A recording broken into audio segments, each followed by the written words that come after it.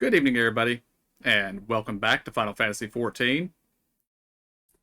We're going to finish up Shadowbringers tonight and dive into Endwalker. Stream might be a little bit shorter than normal, just because I need some sleep, but we'll see. But let's go ahead and dive on in.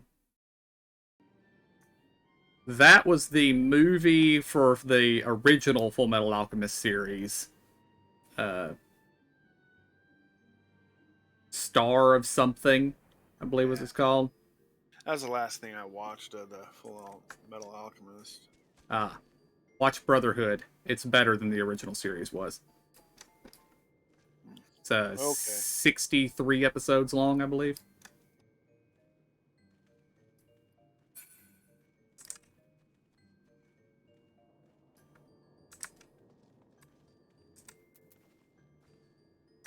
Alright, here we go.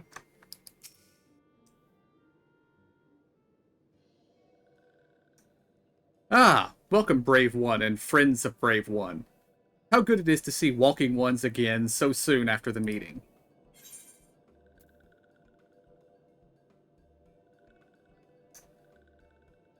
I'm going with option 2, just because I feel like it. Is that the one where you ask if you have to dance again? Mm-hmm. Is that what I said? Yeah. No, be at ease. It is true that these ones once delighted in making walking ones dance, but no more. Horned One Kanesena said that walking ones would be coming to Little Solace. Imperial ones also invaded Sylph lands and abducted many of these ones.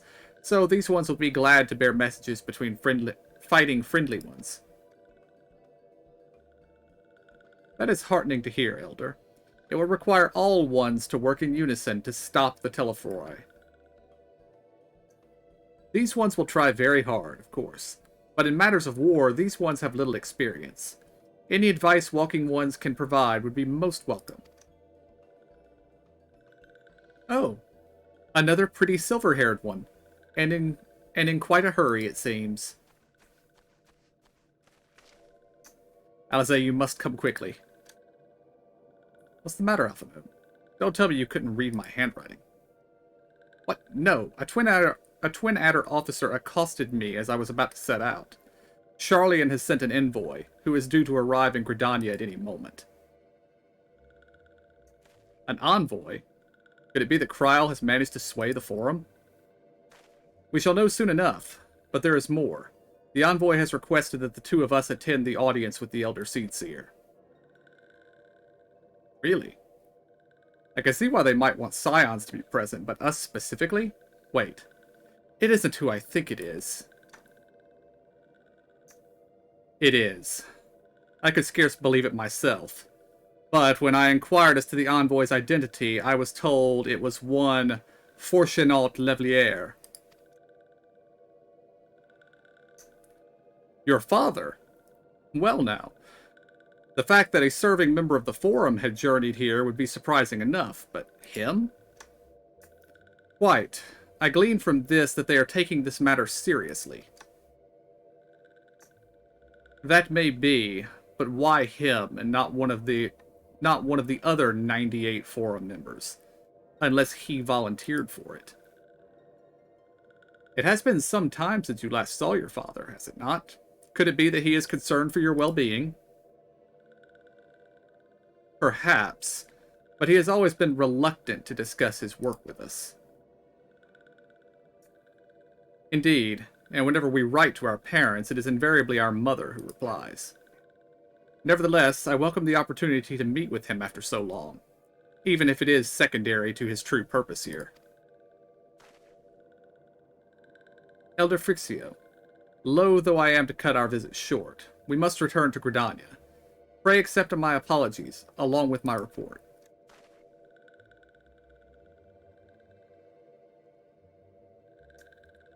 Never mind, there will be time to talk later. This one won't keep walking ones from more urgent matters. Go.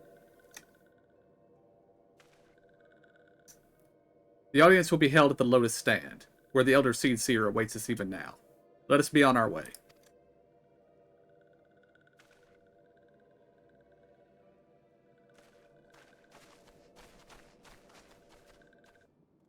Did that look like he blew a kiss at her? It just looked like a bow to me. Well, I mean, he bowed just before he left, but it looked like he blew a kiss before when he Ah, walked up to her. I didn't notice. It's probably just me seeing weird. I will be going back and looking to see. Yeah.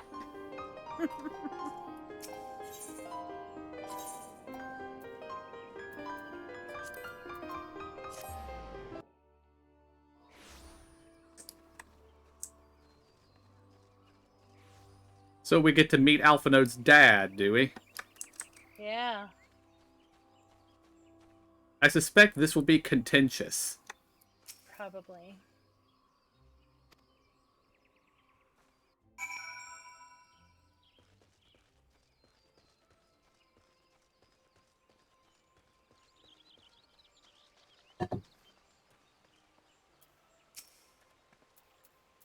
My friends, I thank you all for coming so swiftly.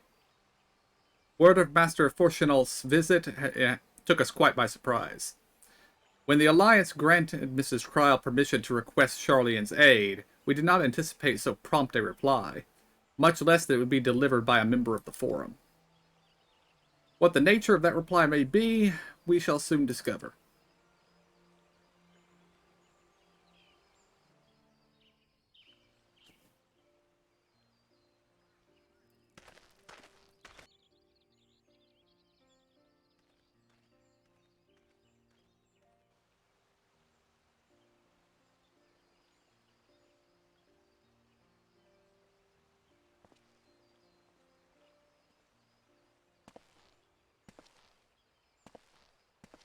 Elder Seedseer, I thank you for granting me this audience. I am Fortuno Leveilleur, here in my capacity as representative of the Forum. It is I who should thank you, Master Fortuno, for journeying so far and so swiftly. Would that our first meeting could have been under happier circumstances.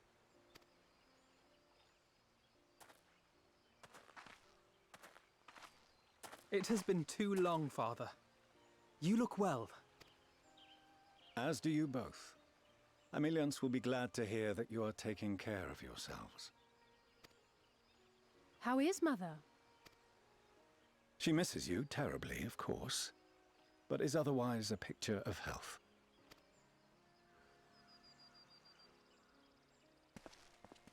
Circumstances apart, I'm grateful that our meeting has afforded me the chance to be reunited with my children at long last. And I believe I also owe you thanks for the hospitality you showed my father, Louisoix, during his sojourn in Eorzea.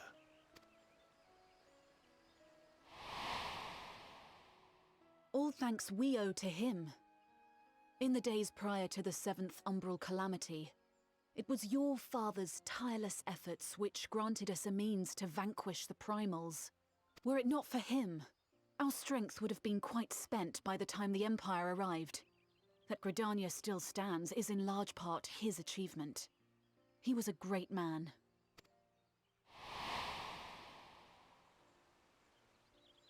He would doubtless have been moved to hear you say so. I must confess, however, that I opposed his decision to intervene. And my position remains unchanged.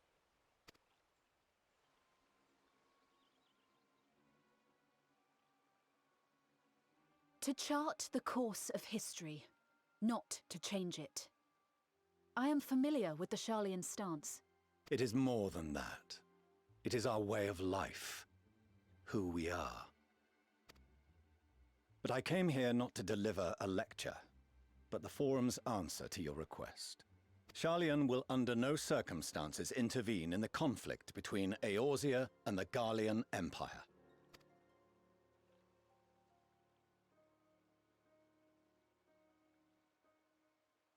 May I ask for what reason the Forum has come to this decision? The final days spell the end not only for Eorzea, but the entire world. The final days? Pray spare me your hyperbole. This conflict is no more than the latest in a series of petty squabbles between yourselves and Garlemald. One in which Charlian will take no part. If the final days were truly upon us, we would know. Father, you must ask the Forum to reconsider. You may feel safe on your little island across the waves. But if you imagine the Telophoroi will leave you be, you are mistaken. They mean to kill us all, themselves included. Alphino is right. We have seen what the enemy is capable of, the lengths to which they'll go. This is no time to turn a blind eye. If Eorzea falls, so too will Charlian. So if you truly love our homeland, you will join us. Now, before it's too late.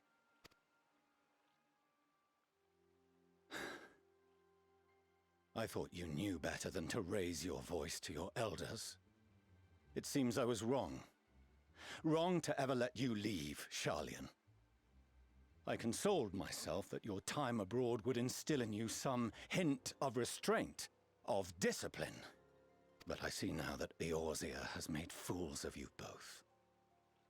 Have you forgotten why it was that I so vehemently opposed your grandfather's departure? For all his wisdom, his only solution was to go to war. Death, devastation, ruin. Even those who claim victory are scarred for life.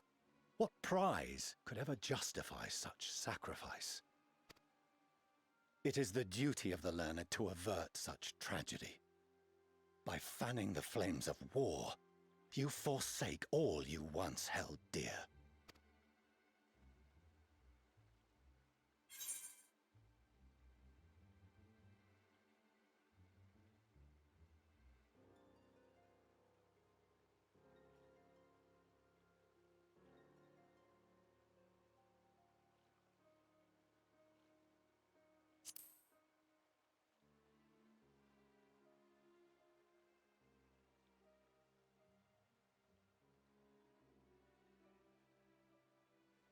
I see your friend shares your misguided ideals.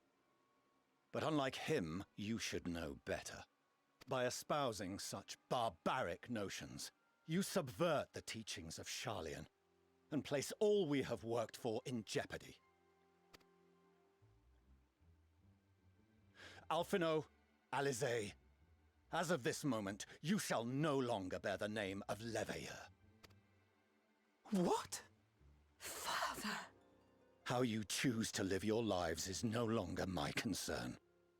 If you wish to walk the path of ruin, I will not stand in your way. Master Fourcheneau, while Charlian may have no intention of intervening in this conflict, we can still part as friends. Will you not stay and speak with us, that we might learn of Charlian's hopes for the morrow? I have said what I came here to say. Any further discussion would be meaningless.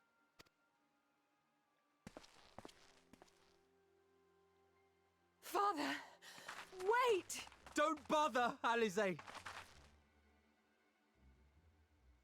How can you stand there and watch him walk away? How can you let this happen?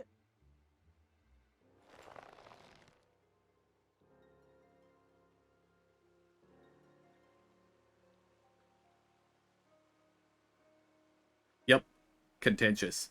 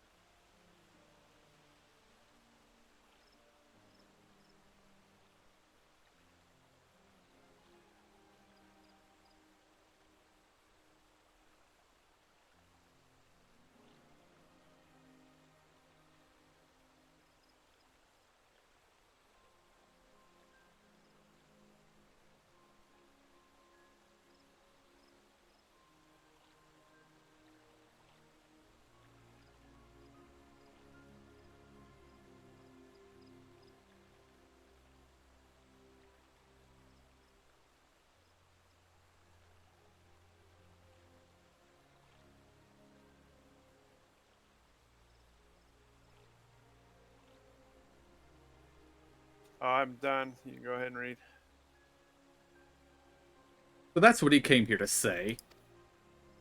That we're all fools for having the temerity to defend ourselves against the Telophoroi. And as for the rest, like it or not, this was the Forum's decision. To watch from afar while Eorzea burns. Father was but the messenger, and as he handed down their judgment, I could think of nothing to say that could possibly sway him. I still can't.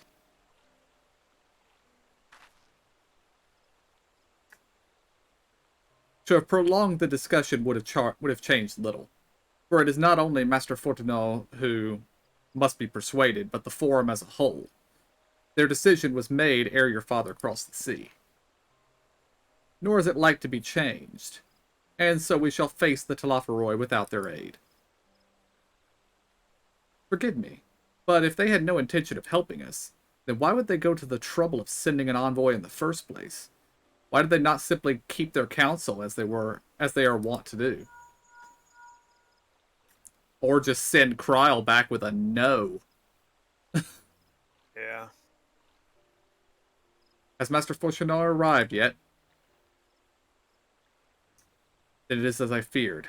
My efforts were in vain. I pleaded our case to as many Forum members as I could, but they flatly refused to discuss the matter. No, that's not exactly true. I should rather say that they ignored every word I said on the subject, without exception. It was almost unnerving. Could be that they're hiding something from us. They might go some way to explain Master Fortunato's imperformance. When he said that they would know if the final days were truly upon us, I dismissed it as pride. But what if they genuinely believe that they know how the world will end and simply disagree with us about the circumstances? That I don't know, but something tells me they are not as unconcerned about the Telophoroi as they claim. If the threat weren't real, why else would they be so standoffish and secretive? I would very much like to delve deeper into this, but I'm afraid I've exhausted every avenue of inquiry. Nor have I fared any better with my other mission, researching Hydaelyn and the Ethereal Sea. I tried enlisting the help of experts in the field, but it appears the Forum has forbidden anyone from cooperating with us. Obstructed at every turn. So it would seem, but don't lose heart just yet. With all the knowledge and acquaintances that we have between us, we can find a way forward. To that end, I would like you all to join me here, when the time is right, of course. I am aware that matters in Eorzea stand on a knife's edge, but with your permission, I can at least start making the necessary arrangements.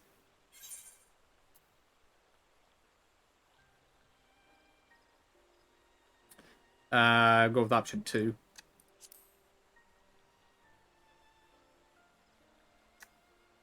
Excellent. Obviously, keeping the Telophoroi at bay must take precedence, but with luck, you'll be able to make the journey to Sharlayan ere long. It may take a while to secure entry for you all, but I'll let you know when everything is in order. Look after yourselves in the meantime, won't you?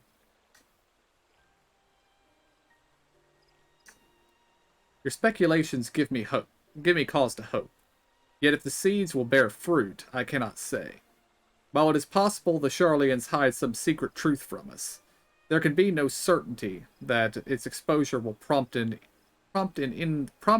them a change of heart.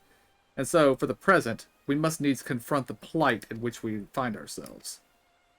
The Forum has refused our request for aid, and it falls to us alone to contend with the Telophoroi. Even with all of Eorzea standing united, there is no guarantee that we will prevail. What does Sharlayan intend to do if we fail?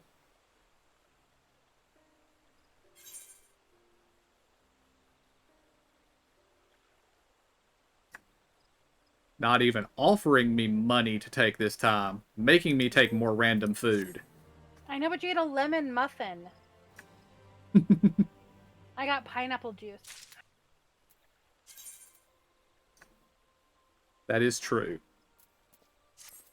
Ooh, an emote.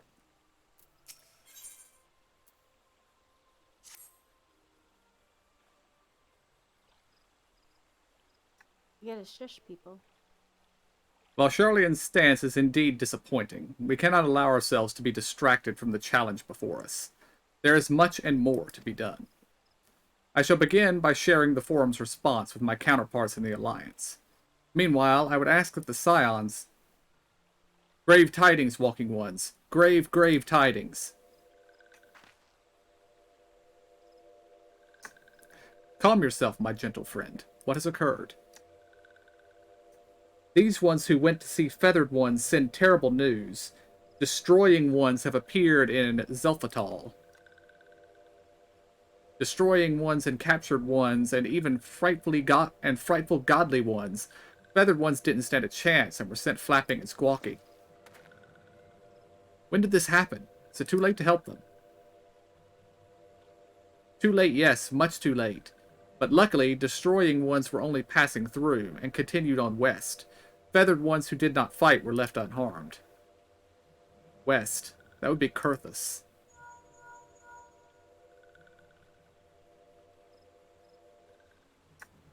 My lady, the Ishgardians report that the Telophoroi have emerged from the eastern highlands of Kurthus and are marching at speed.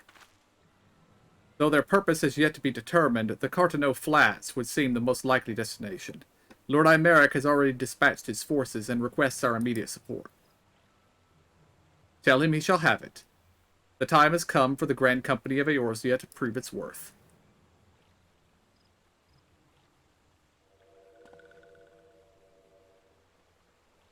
Well, mayhap it is a mercy that we do not have time to stew upon our misfortunes. Come, my friends, let us make haste to Cartano.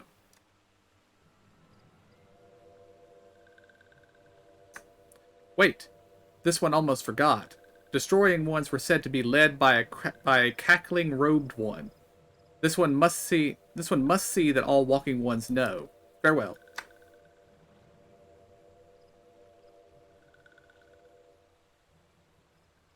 Van Daniel?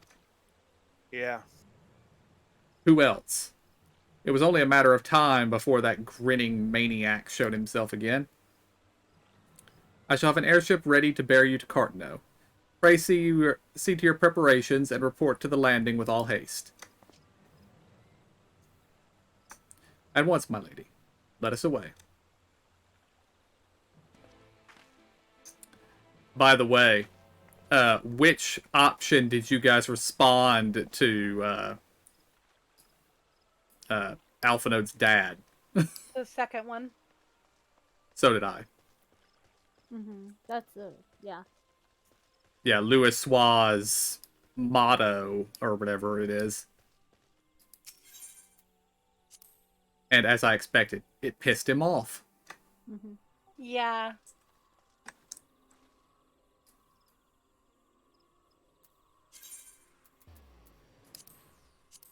I don't remember which one I used.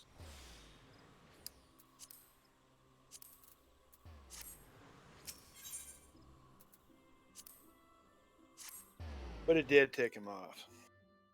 And I was just standing there at the Aetheryte, having no idea where I was going. That's okay. I went to the there because it made sense, but that's not where they are at. Ah. I think we have to go to the ship place. I think they're just right outside. Yeah. Outside the inn.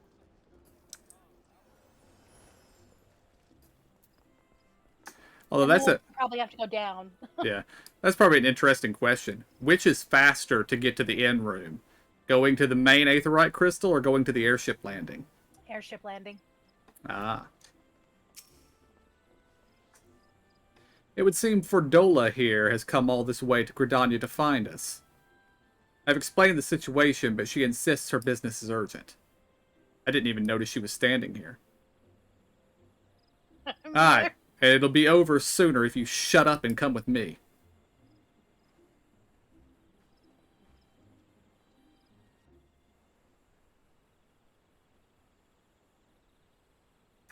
Angsty girl remains angsty, it seems.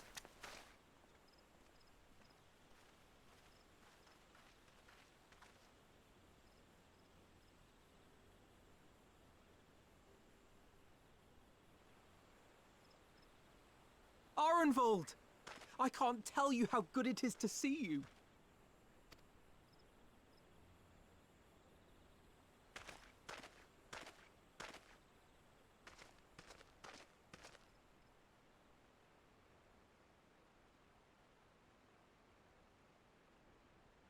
It arrived a lot sooner than expected, eh? The day I craned my neck up at you. Only because you're sitting down. Unless... Afraid so. The chirurgeons say I may never walk again.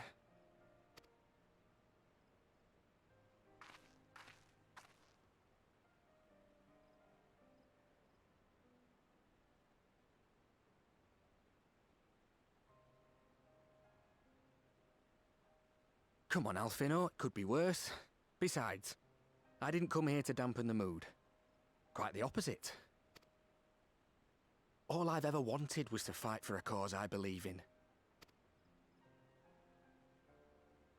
But my fighting days are over. So I want you to fight in my stead. Be the hero I can't.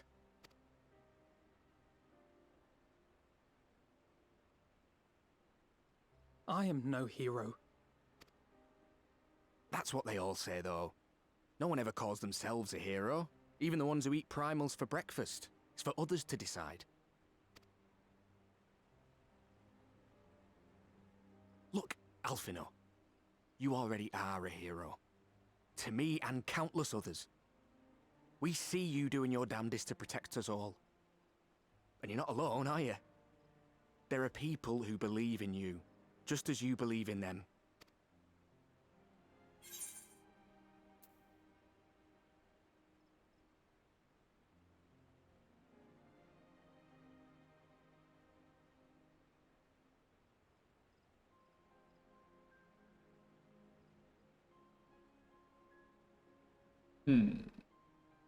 I like option 1. I like option 3.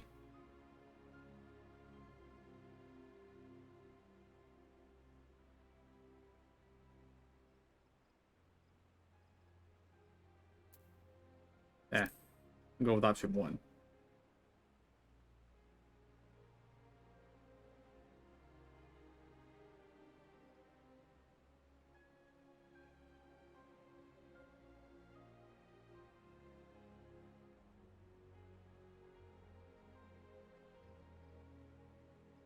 I know what's at stake, and how many people are depending on you. But I believe in you. Believe that you'll see it through. That's why I'm entrusting my dreams to you. Like Albert and Owley once entrusted their dreams to me.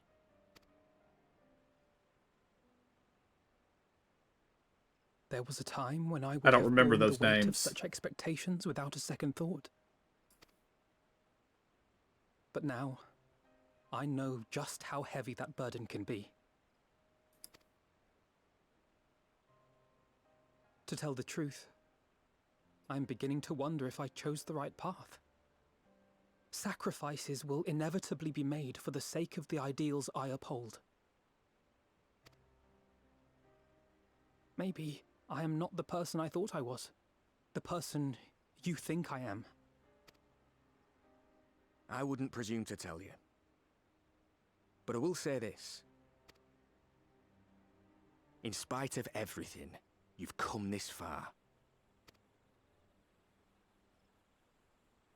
The road ahead might not always be clear, but you've never been one to give up or take the easy way out. And everything you do for others. For a brighter future. I'm proud to call you my friend. Well, I've said my piece, so I'll let you go. I know you've got more important things to be doing. Just give what I've said some thought, all right?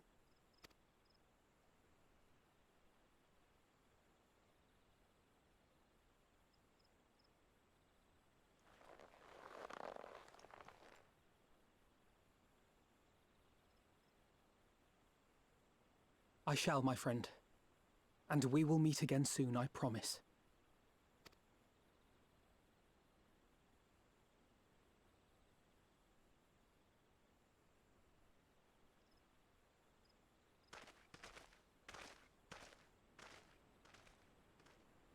Now I'm worried about Alphino. Nothing left for me to do but wave and smile.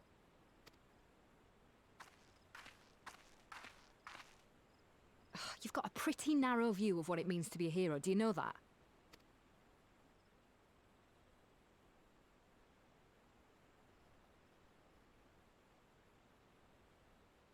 You think they're all forged in the fires of battle? That it's all about being brave and killing villains? Alphino and the others will carry on their fight. But theirs isn't the only one. There are other ways you can make a difference. If you stop feeling sorry for yourself and put your bloody mind to it.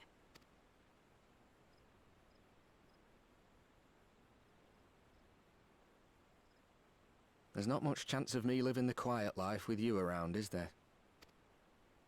If you're content to twiddle your thumbs thinking of what might have been, that's your lookout. But I reckon you've got some fight left in you. And I reckon you might be right. If there's a way I can still help my friends, I'll bloody well find it.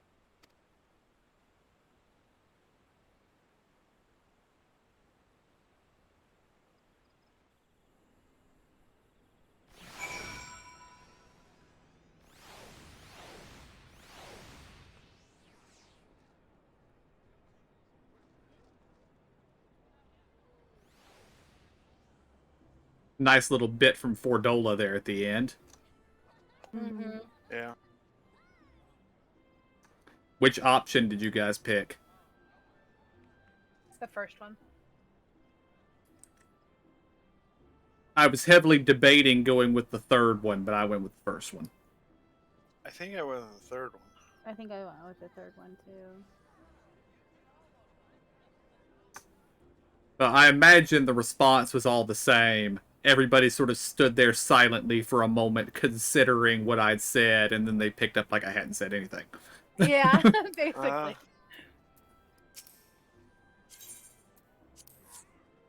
And it looks like we're about to go into a thing. So, good luck, everybody. You can tell me later what that was all about, but judging by the set of Alphino's jaw, it appears to have done him some good. Thancred and the others have already left the Rising Stones, and according to the communication officer, the Amalja and the Kobold forces are also bound for Cartano as we speak. They mean to keep the promise they made in Alamigo, and we must do the same, by saving as many of their tempered kin as possible. Anyway, the airship is ready to depart. We should get going. Upon joining the Battle of Cartano, several cutscenes will play in sequence. It is recommended that you set aside sufficient time to participate in the battle and view the scenes in their entirety. Your progress through the battle will be saved at certain points. In the event that you are defeated, you will be able to try again from the most recent of these. That's both very good and, oh, this might be pretty long. Yeah. Well, and it's about damn time. Indeed. Please note that if you enter battles associated with other quests or log out from the game, your progress will be lost. So do not unplug your internet, Zora. Alright.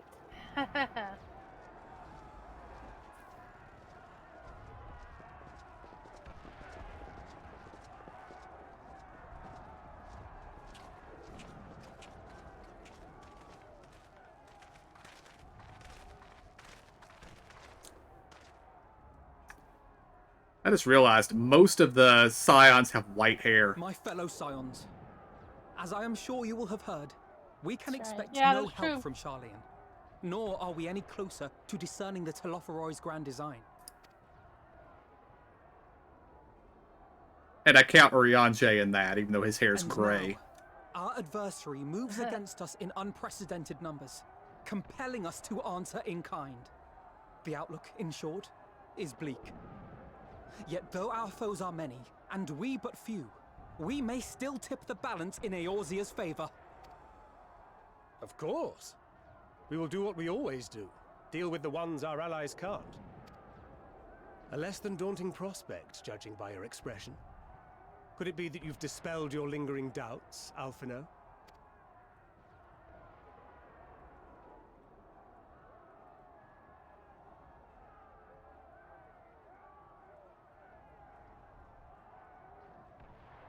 Oh, I doubt I ever will. But as my friends have kindly reminded me, I have come this far, and that must count for something. Gods be good, Alphino. That's what we've been trying to tell you all along. For one so bright, you can be remarkably dim at times. There is such a thing as overthinking, you know.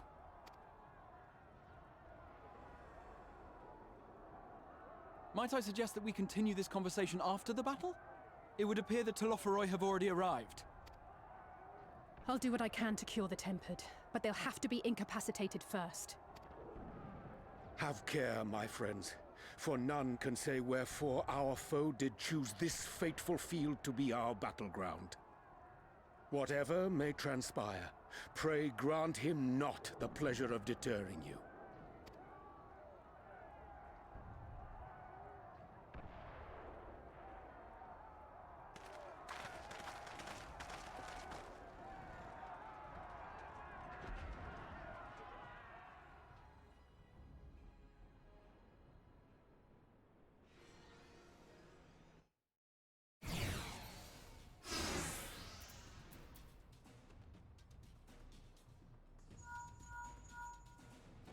Listen well, friend. The Telophoroi are sweeping across Cartano.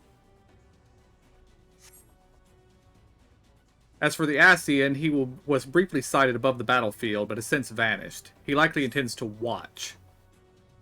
Thus far, the movements of the lunar primals have proven difficult to predict.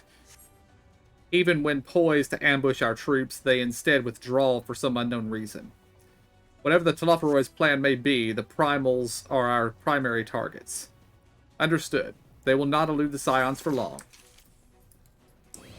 Prepare yourself! Let's give it our all!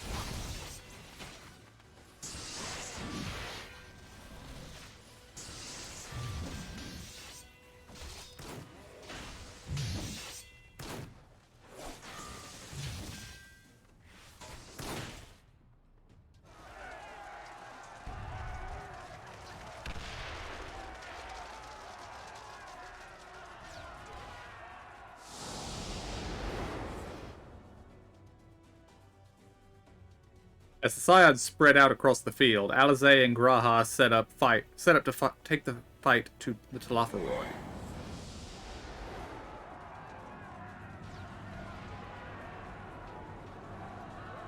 Are we gonna play as Alizé?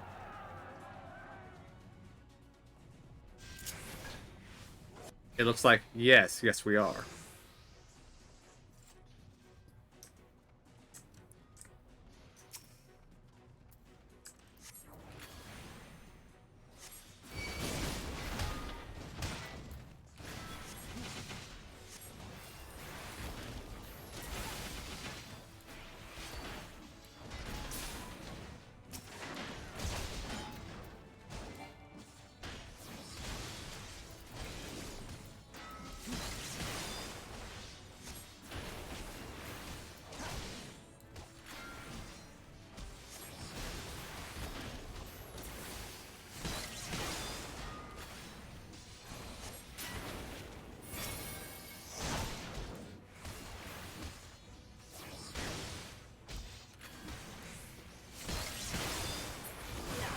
Allow me.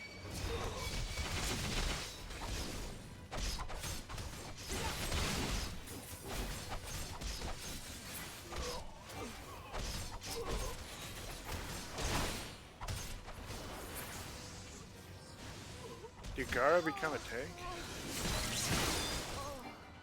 He's always been listed as versatile, so he can do anything.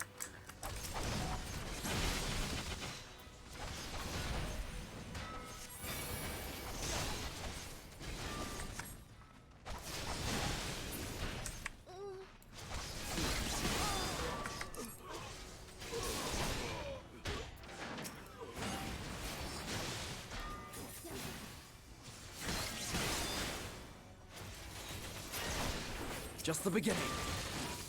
Right behind you.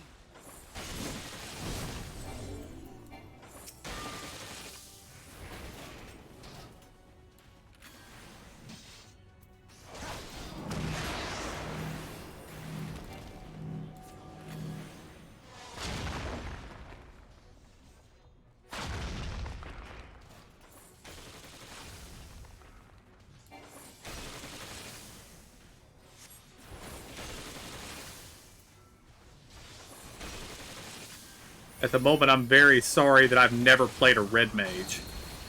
Because I have no idea how this works. Whatever's flashing, click it.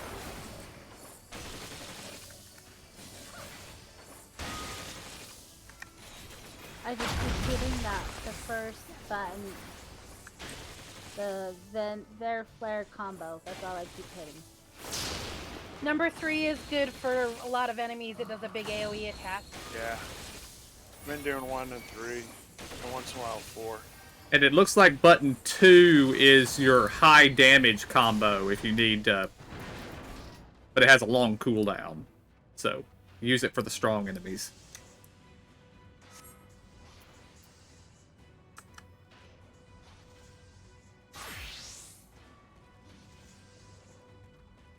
Oh, Graha can change specs. That's why he can tank.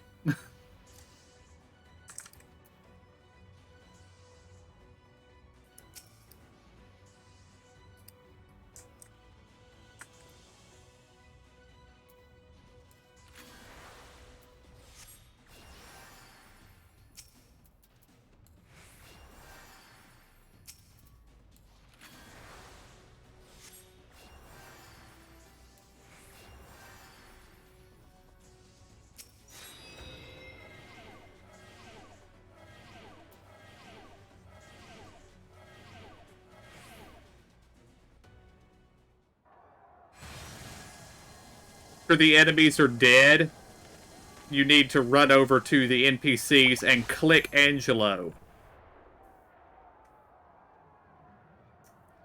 I was standing there just listening to them call for healers while I was casting healing spells at them, but it wasn't doing anything. Where's Angelo? He should be floating nearby you. He flows, yeah, it'll be behind the way you were facing. Oh, you go backwards. Okay.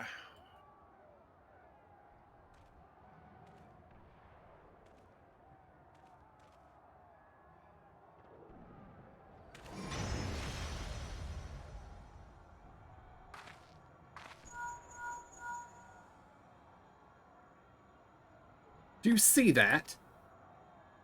The glyph? Yes. How worried should we be?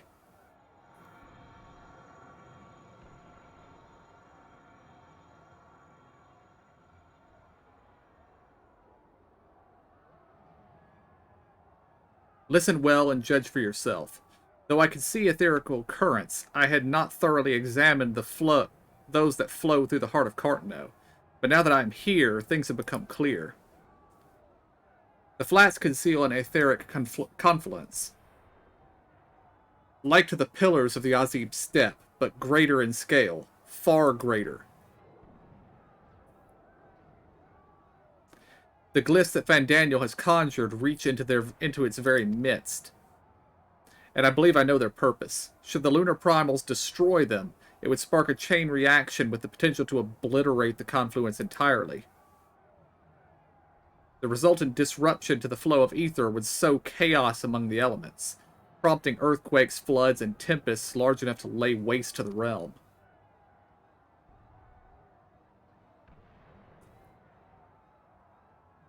That he would go so far cometh as little surprise. We must needs protect the confluence at all costs.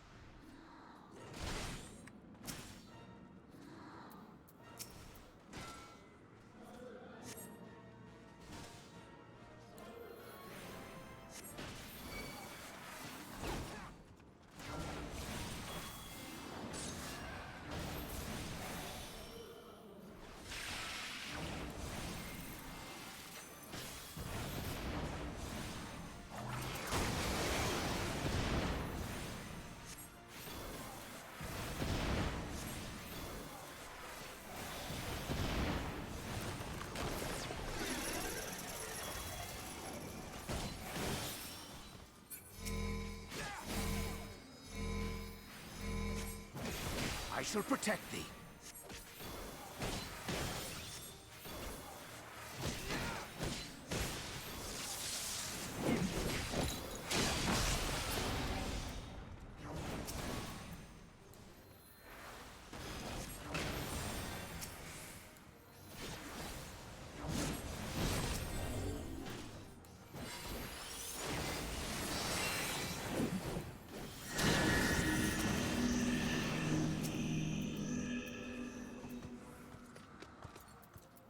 My turn!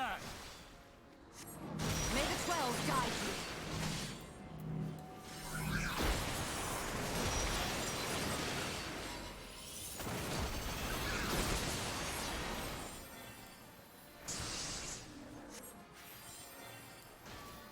And I believe when you're playing as Urianger, you are meant to be doing healing.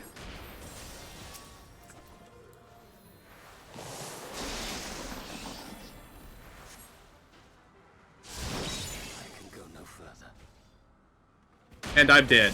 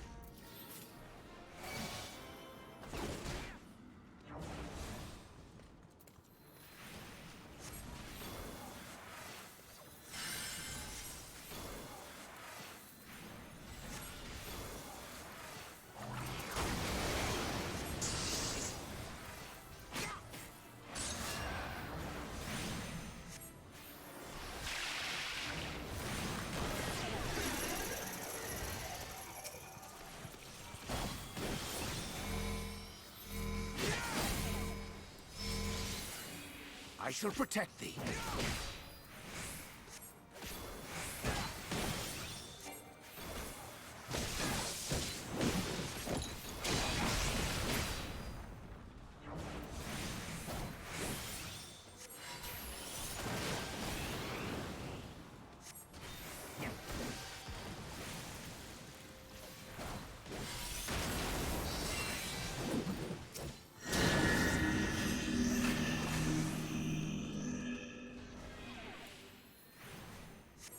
My turn!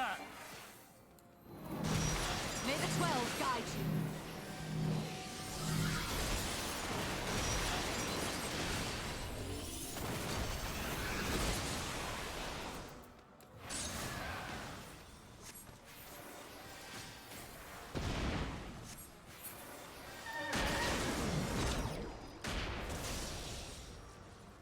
So we got to keep that confluence alive too, right? Yes.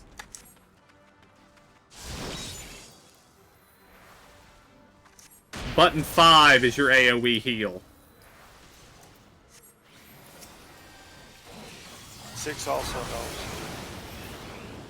Yeah, that's a big bubble.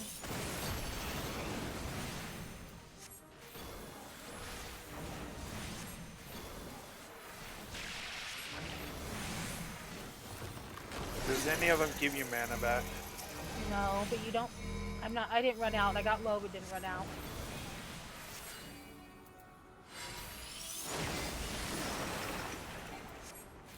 Away with you!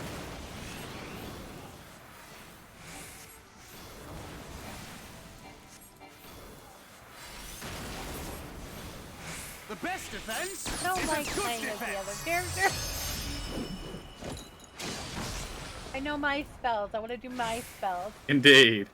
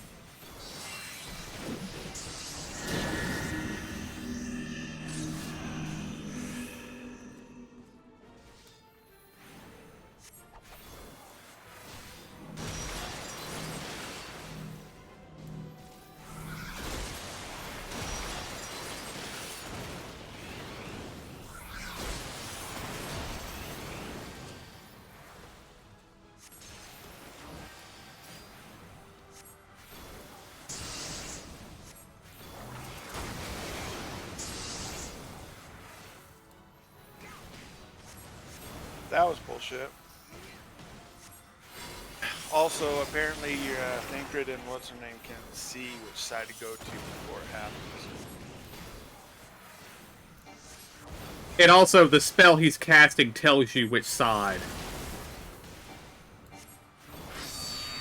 But yes, Thancred and Istola know where to go. Yeah, I'm just saying that they'll start running to the right safe spot before you even get to before you see it. Yeah. I basically just stood on the confluence, so I was close enough to move to whichever side I needed to. Meanwhile, Grahatia and Alice prepare to lock swords with Luna Ravana.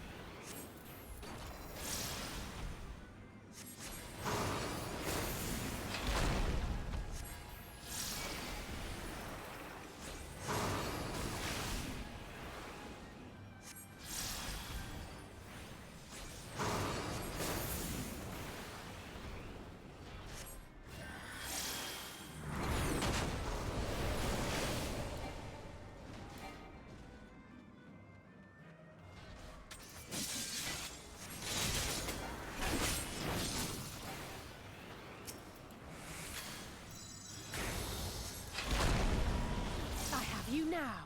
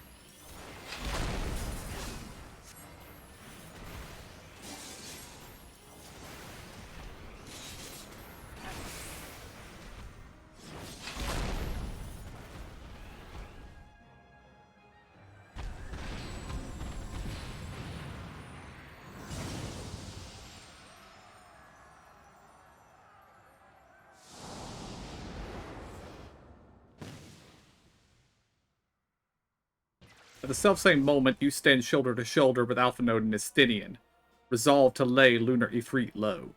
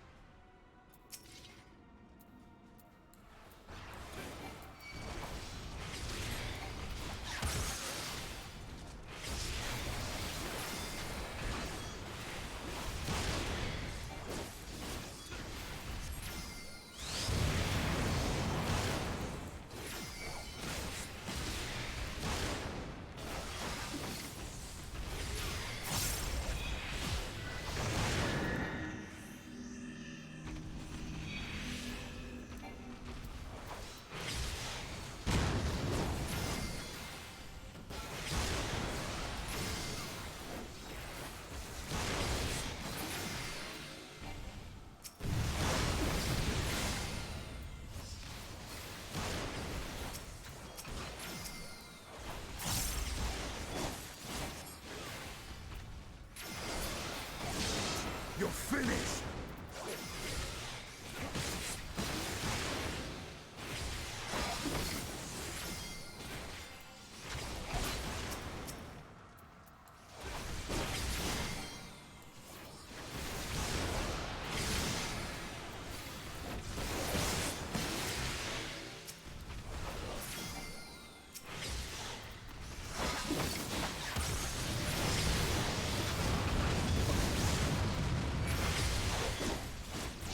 Fight on!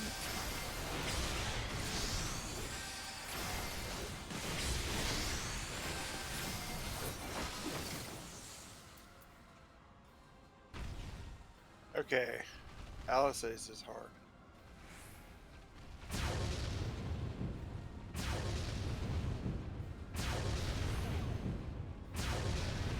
Yeah, playing as Graha made me glad I don't play Black Mage. Well, it's not even a true black mage. Well, it's different from my 60s. So it's different.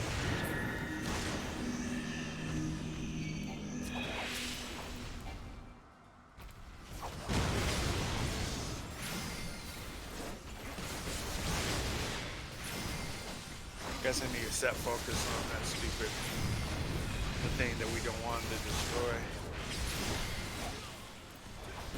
Medica is an AoE heal. Well, it also gives mana back as well. You also want to cast the ice spell for that.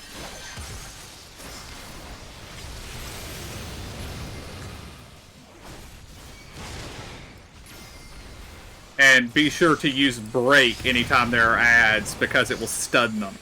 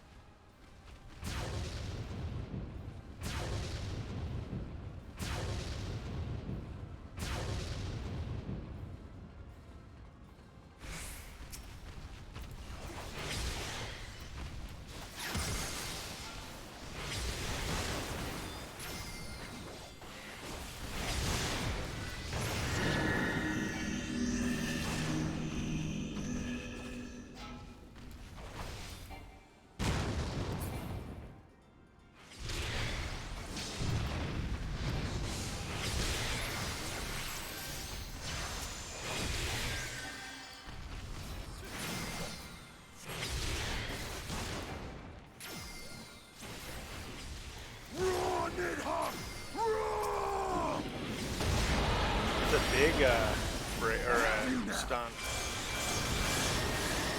Damn it.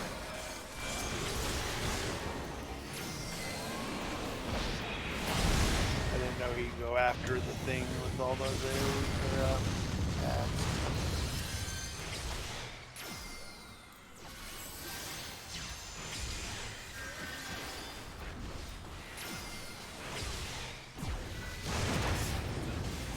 will not be outdone. And switch these.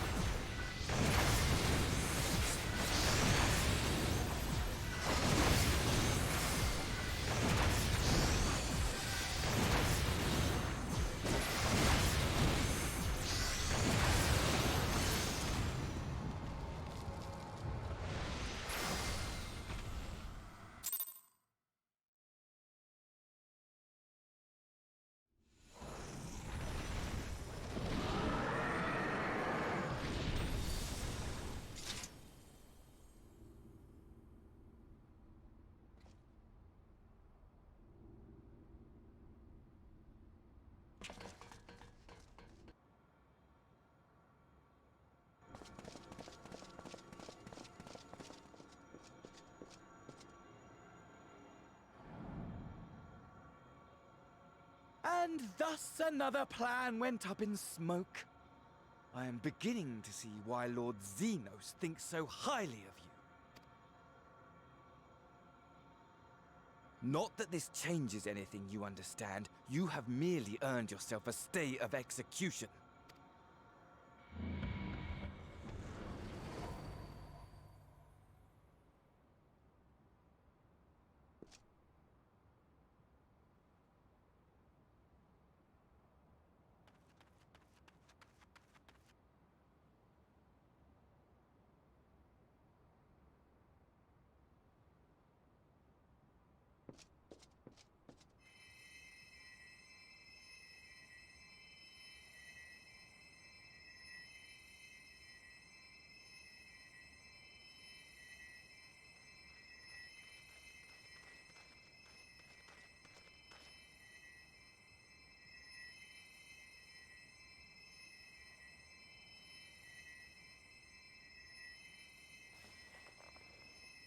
Glory be to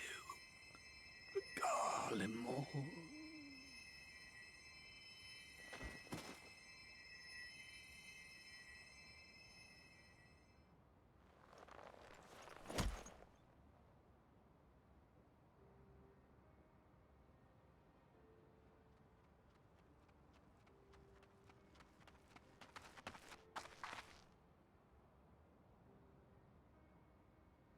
How fare the tempered?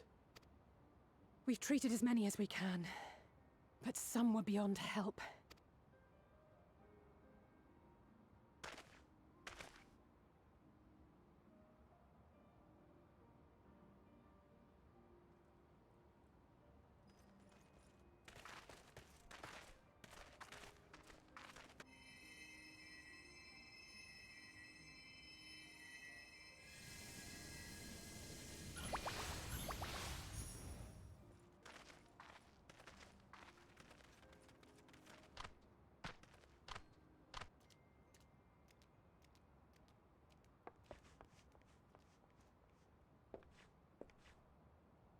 Do not hang your head so, brave scions. Though not all of our captured brethren could be saved, we are grateful for those whose minds have been restored. You could do no more, and that is enough. So please hold your heads high.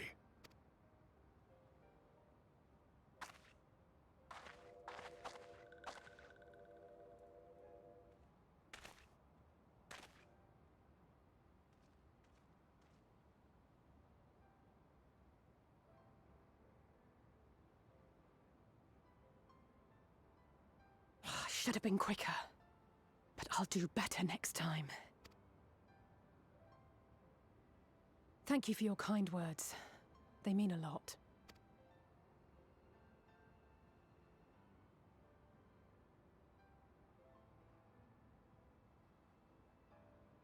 A victory at great cost, but a victory nonetheless.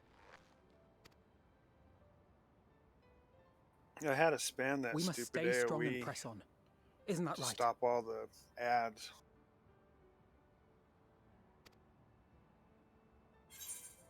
Yeah, I was able to kill a good many of them, but some of them were reaching him, and I ended up just spamming it until the event ended, yeah. Yeah. Well, when the fireflies are out, Alice will run around and start hitting them and take care of them all. That we But will. then those orbs was kind of hard. Yeah.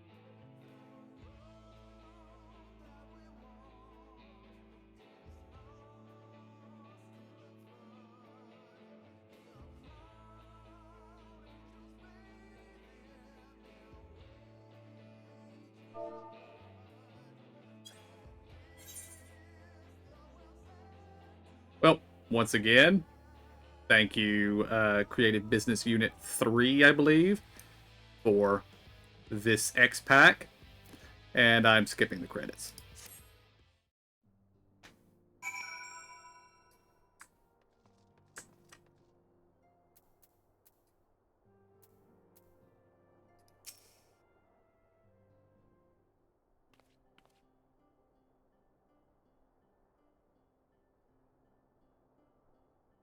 I have skipped the credits and am standing next to Imeric.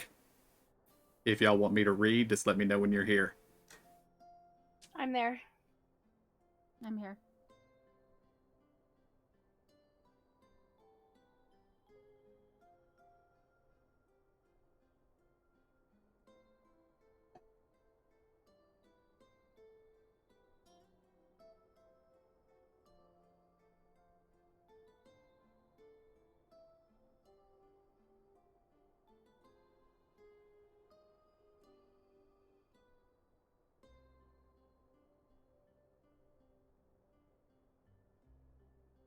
I'm just gonna run and grab a drink refill.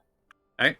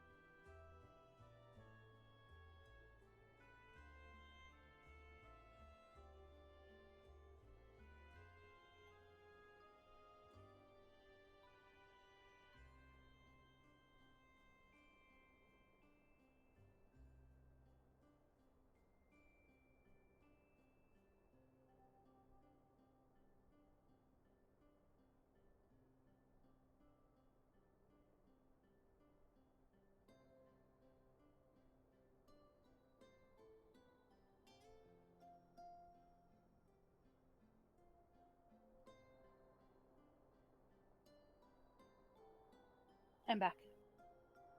Welcome back.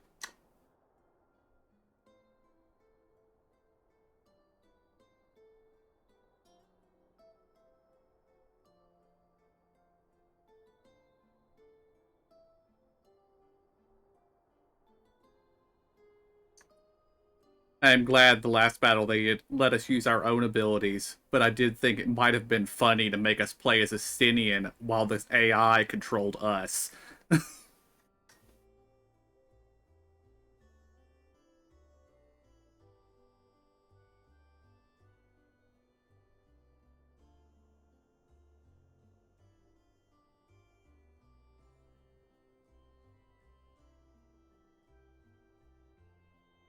Or I suppose Alpha Node. We haven't had to play as Alpha Node yet, have we?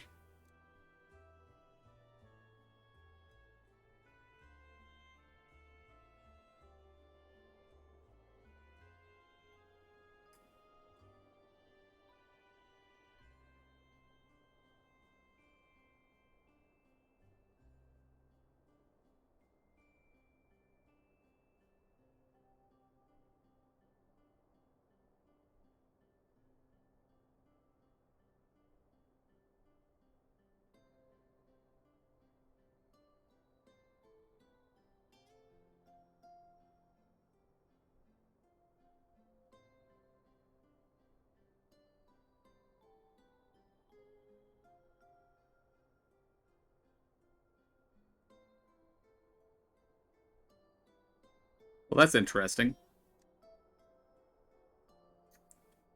If I am clicked into OBS, my push to talk button does nothing.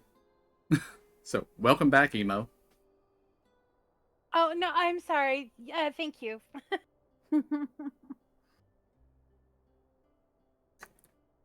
But I was saying, I liked it in the final phase where they actually let us play as us. But I was thinking it might be funny if they had made us play as Istinian or Alpha Node and the AI controlling us.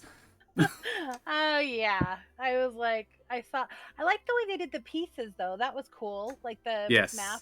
I very much like that, yes. I'm like, I want to order that me that's on the board. I'd like to order that. Mm-hmm.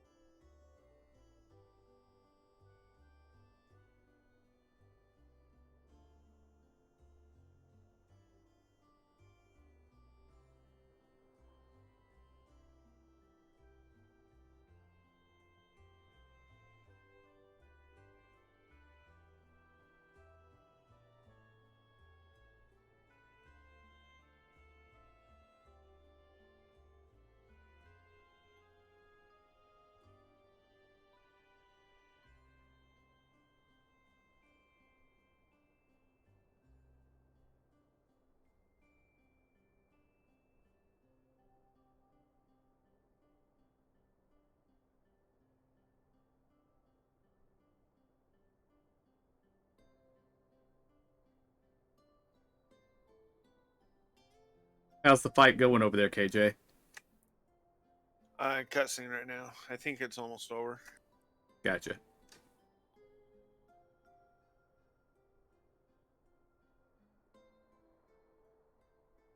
Got some cool music going. That's the Shadowbringers theme from the trailer, isn't it? Yes, it is. Okay, I got words popping up. Skip out. Am I gonna miss anything? It's the No, credits. it's the credits. Yeah, you can just skip it. Oh, but there's cool artwork. That is true. I'm out. Alright, run over and talk to Imeric, and we'll be ready to go. Alright. I trust you all enjoyed a comfortable flight aboard the Pride of the Ishgardian fleet. Lest you worry, the Bonanza has been towed to a nearby location to be retrieved at your earliest convenience.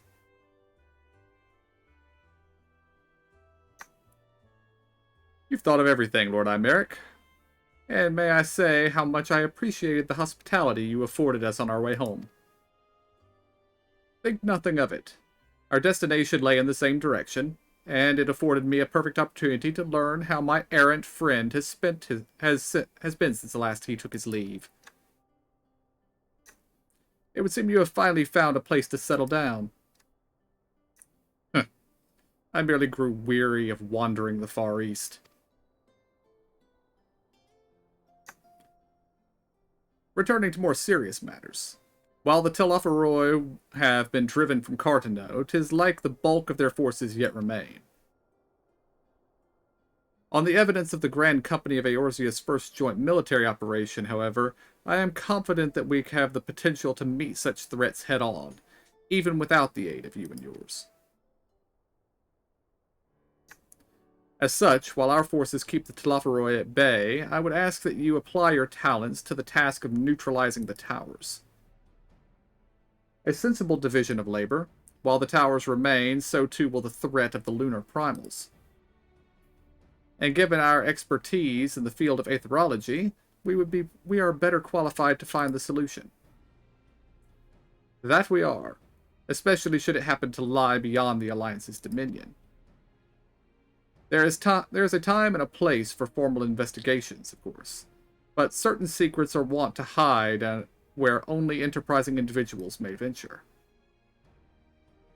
I could not agree more. There are none better suited to the task, nor any upon whom I would rather rely.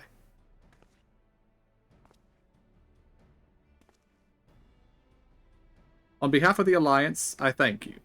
We look forward to receiving any information you are able to uncover. And with that, I must take my leave.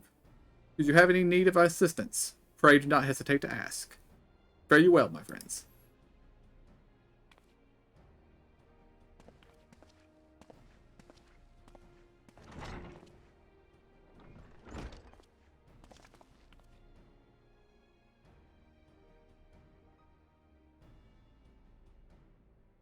I confess I had hoped to be able to study the towers more closely, vital as they plainly are to the Telophoroi's plans. If we can discern their ultimate function, we may be one step closer to understanding our enemy's grand scheme. Should we succeed in neutralizing them, of course, it is all but certain that the Telophoroi will mount an all-out invasion. And then it will begin. The one who waits at the heart of the chaos will come for you. For us, for you. Yet in the end, one true nemesis may be the calamity to end all calamities. The final days themselves. Yes, alright, Alpha Node. We need a plan, not portents. As Thancred so eloquently pointed out, we are in a position to seek information from all manner of places. Not least Sharlayan. According to Kryl, the Forum has been more secretive than ever of late. While this may be related to the appearance of the Telophoroi, that remains a matter of speculation. But one thing is clear. The Forum is determined to keep us from discovering the truth. Master Fortuno's performance at the lowest stand was enough to convince me of that. The matter beareth further investigation, I do heartily concur. Nor can I think of a more promising place to look for answers we seek on the matter of the towers.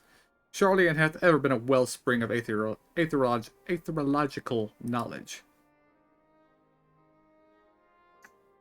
I care not where we go. Here or there, my lance will be ready.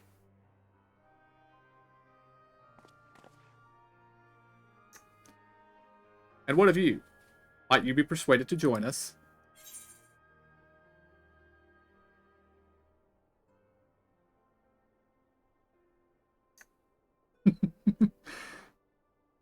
I'm going with option 2.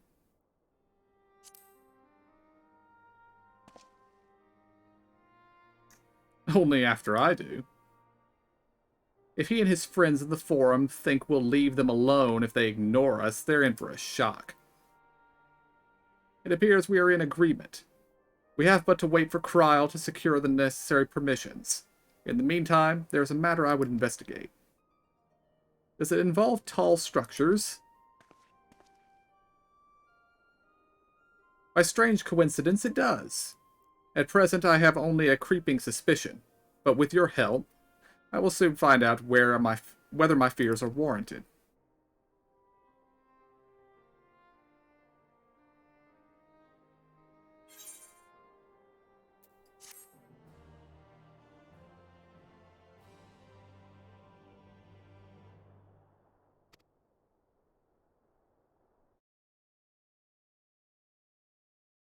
Meanwhile, in the Garlean capital,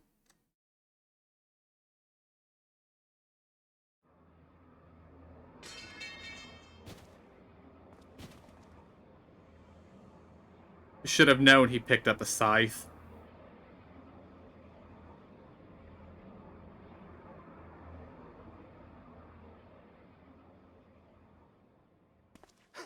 Those Eorzeans certainly are a stubborn bunch, though I suppose you knew that already.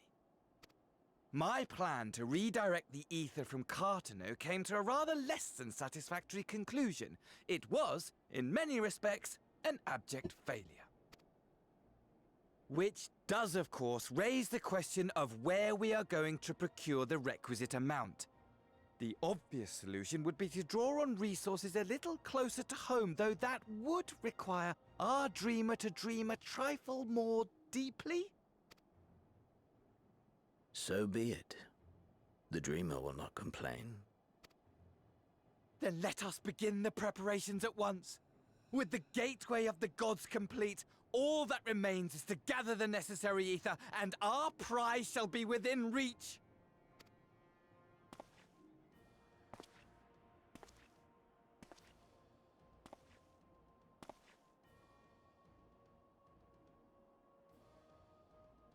That is very spiky. The time has come to fulfill your heart's desire, my desire! To relieve those wretched creatures of their meaningless existence!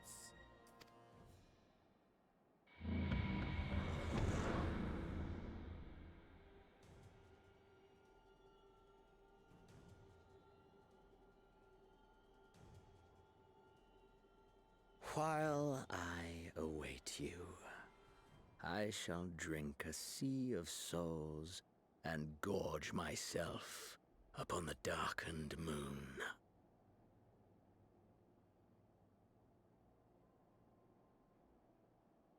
Then you shall come to me, all roiling rage and rancor.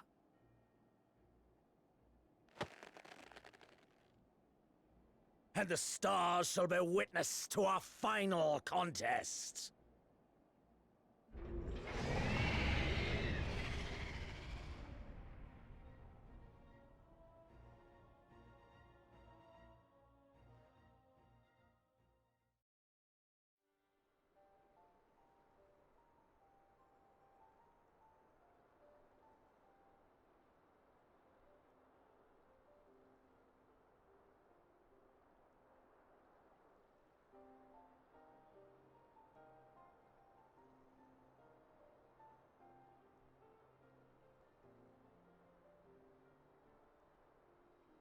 As I thought, the ethereal currents have been disturbed here too.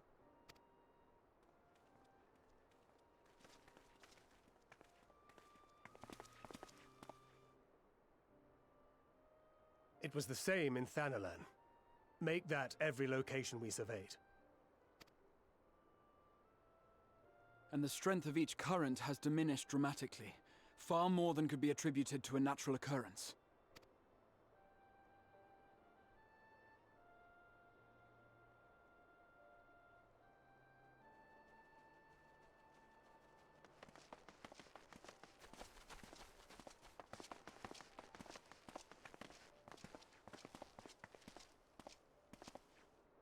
What tidings bringest thou from Dravania? We took a number of readings, and noticed that the closer we were to the tower, the lower the etheric density became. In short, The towers are drawing upon the land's ether, which would explain how they were able to carry out the summonings.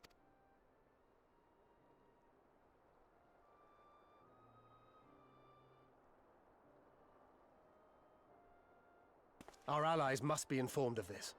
We should return to the Rising Stones and have Tataru relay our findings to them.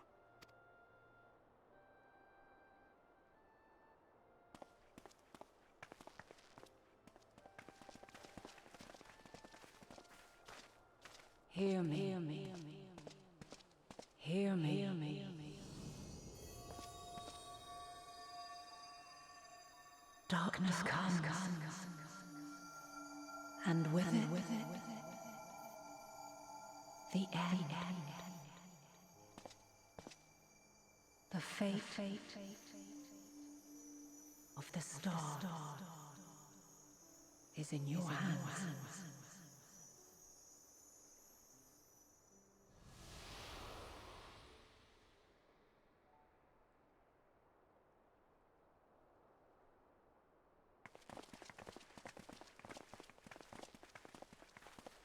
Everything all right back there?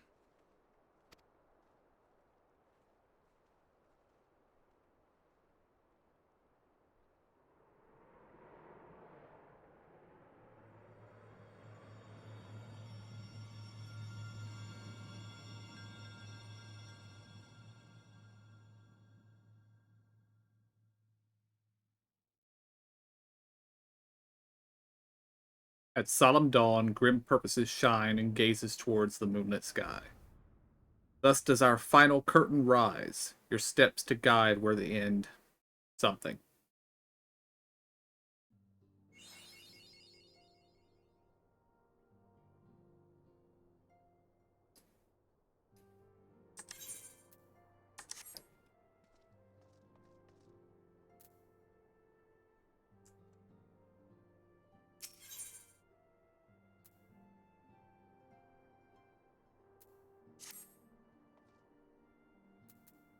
Alright, before I pick up the quest from Alpha Node, I'm going to head over and watch the Endwalker trailer since I have not seen it yet. But I assume all of y'all have seen it, so it's up to y'all whether y'all want to watch it too. Okay. I will be back.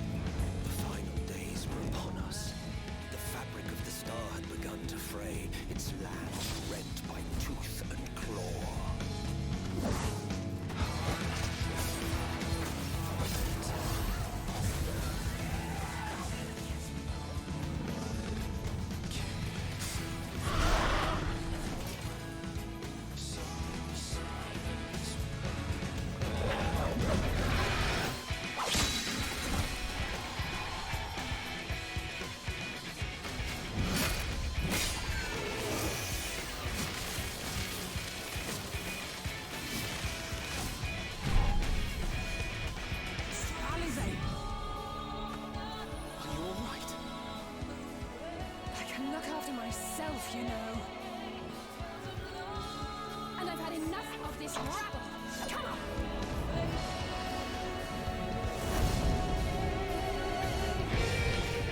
As the chaos spread, the stars seemed doomed to unravel.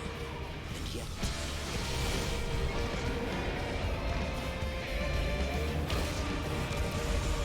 there were those who stood in defiance of that fate.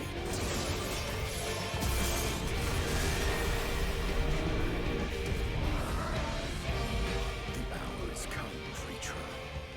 It's all or nothing.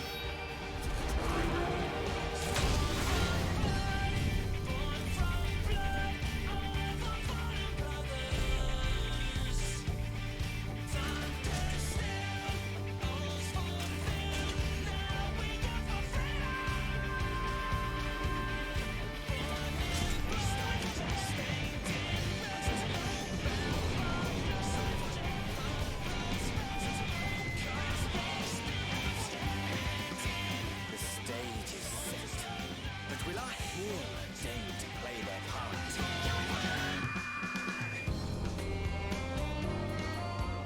You took your time? 'Tis as we feared. The respite afforded this land was but fleeting. The end draweth nigh.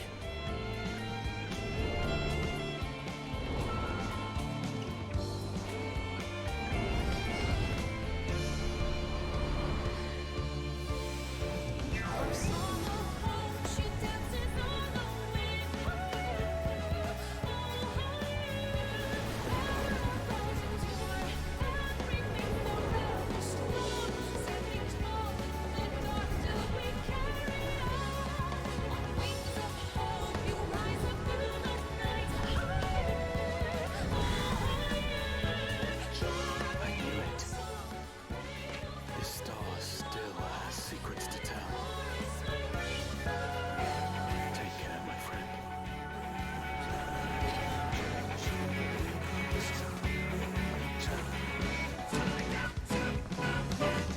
So, Charlian would keep its counsel while the world is lost to ruin. It would. Come what may, we shall live on. We must. Do as you must then, but we scions will fight until the heavens fall, until our last breath.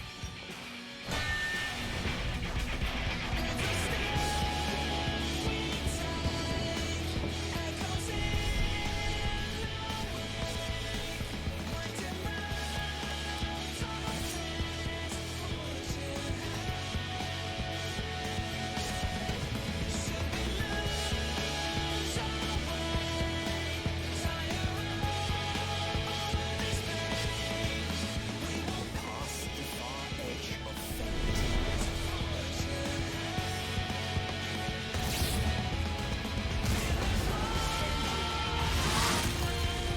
Green blades dark as light.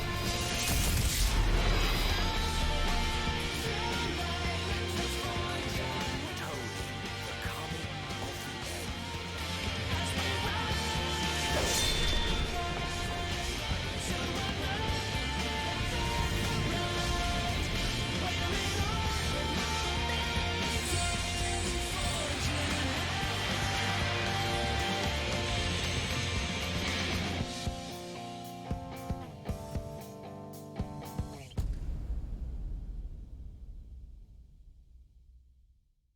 Well, there was definitely some hype in that.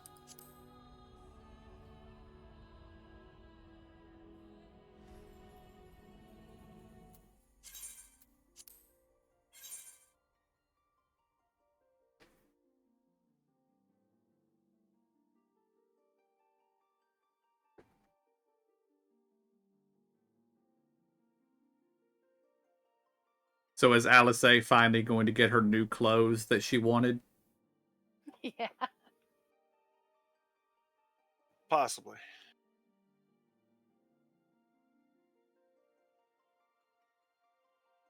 I noticed we didn't say anything about our little visit. Or haven't yet. I don't know.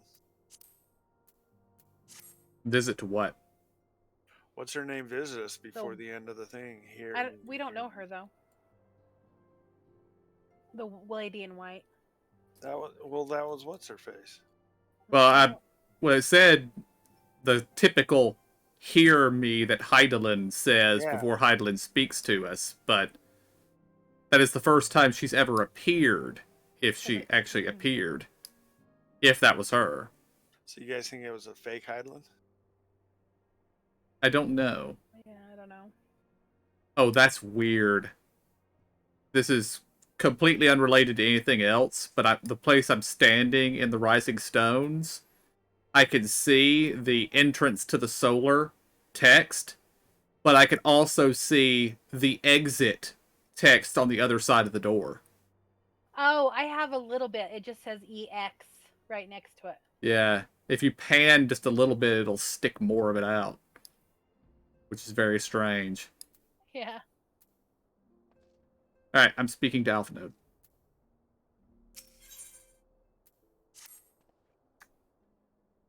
You have some time to talk. I would like to gather everyone in Dawn's Respite, and together assess the situation in which we find ourselves.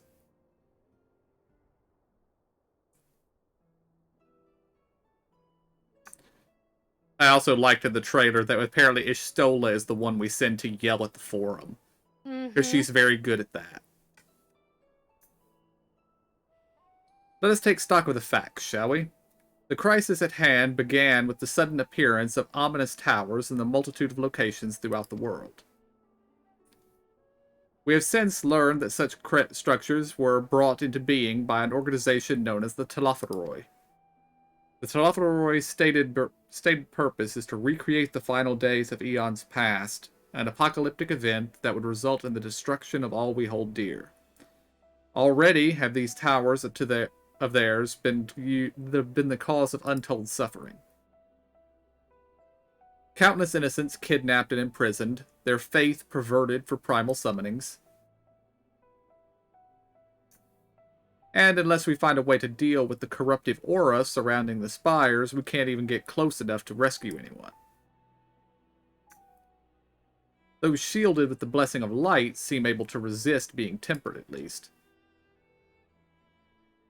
But after what happened to Arenvald and Fordola, we need to be very, very careful about how we proceed. Yet, while these threats close to home are of paramount concern, we mustn't lose sight of the situation in Garlemald. As you know, the Telophoroi are under the leadership of Fandaniel and one other delightful fellow, Xenos Galvus, the Crown Prince and our dear friend. To date, he's reclaimed his old body, murdered Emperor Varus, and plunged Garlemald into an even deeper pit of chaos. The capital has probably seen the worst of it. For a good while there, it was the bloodiest fighting in the War of Succession, but that has since changed, and in troubling ways. Aye, during our reconnaissance, the air was not once rent by the barking of cannons or the cries of discord. 'Twas an eerie fog of silence which did blanket the ruined city. The inhabitants appeared to have been tempered, and with nary a word spoken did they labor to transform the palace into a soaring edifice born of nightmares. If they were indeed made thralls, it seems safe to assume that these events, too, were orchestrated by the Telophoroi.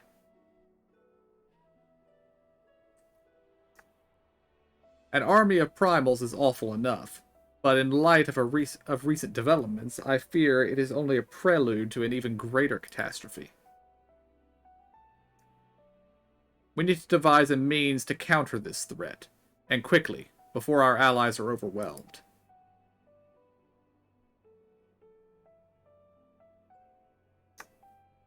We will find a way in Charlian, I'm sure of it. Master Forgent's comments regarding the final days were curious, to say the least. The Forum knows more than it is letting on. Sorry to interrupt. We've just received word from Mistress Cryle, says the arrangements for your visits have been finalized. You're to head to Limsa Lamensa and board the next ship bound for Charlian. And on arrival, present yourselves as associates of the students of Maldesian, come to assist with the Order's restoration.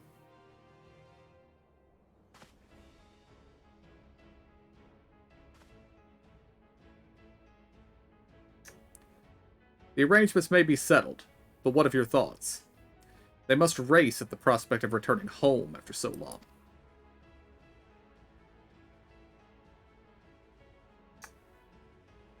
I am eager to see it, of course. Of course. We should set off at once.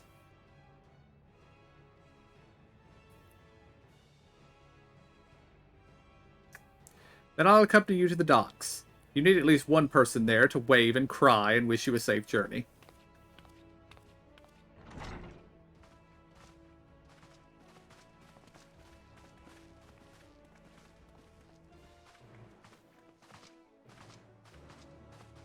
And we have new quest accepted music.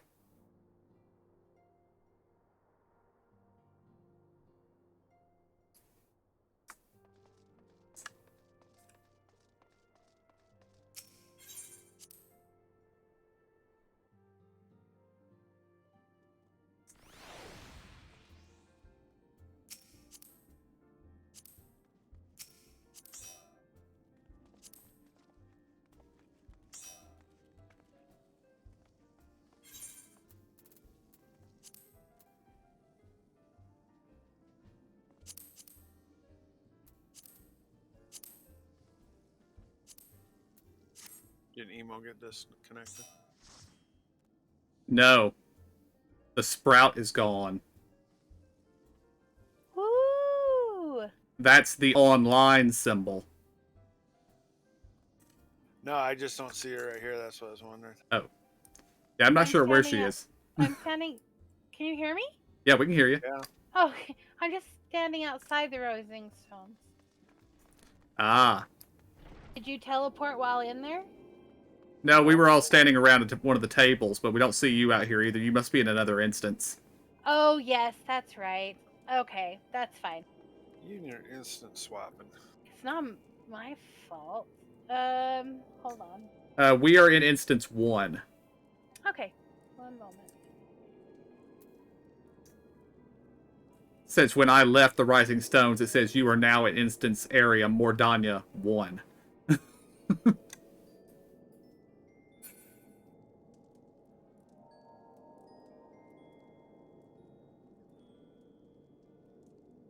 I can't remember how to do it. I knew how to change instances, and now I can't remember how I did You it. just click the 8th right and pick travel to instanced area.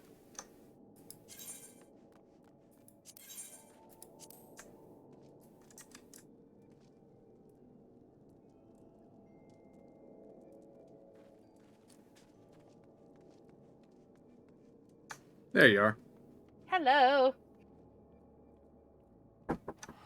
Just 1 second. Or go ahead and teleport, we're fine.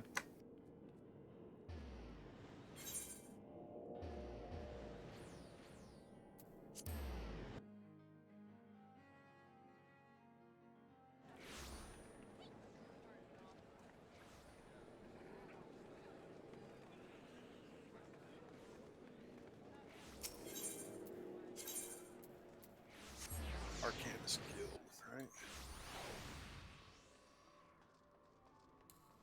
I went to the closest I could see, which was the Hawker's Alley, which I'm guessing is not the closest, but I'll be there momentarily.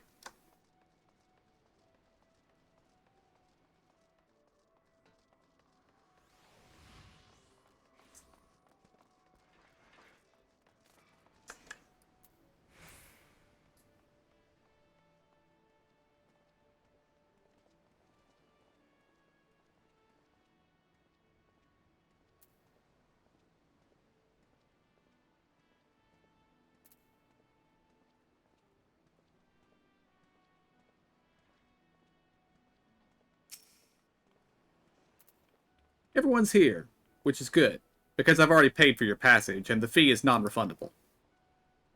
The ship for Charlian should be pulling pulling into port soon. So please follow me and have all your luggage close at hand.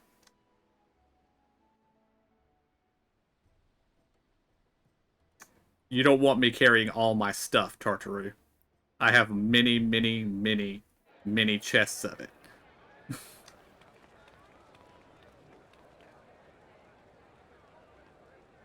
Right? Does this mean we get a new compass? Yay.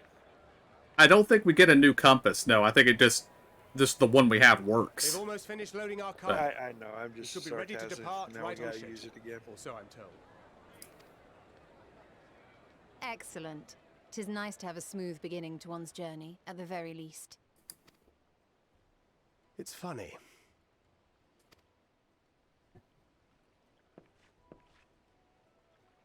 Master Louis Soir came here on a ship very much like this one. And now, years later, the street urchin he befriended that day is bound for his mentor's homeland. With his mentor's grandchildren, no less. Aye. 'Tis upon reflection that every twist of time's river and fate's whims are brought into sharp relief. Thou hast matured much in the intervening years. Wert thou not caught attempting to relieve Master Louis Soir of his purse scant moments after he made landfall upon this dock?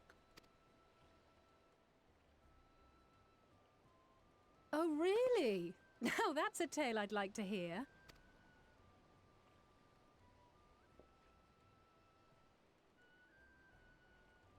Will this be your first visit to Charlian, Sir Estinian?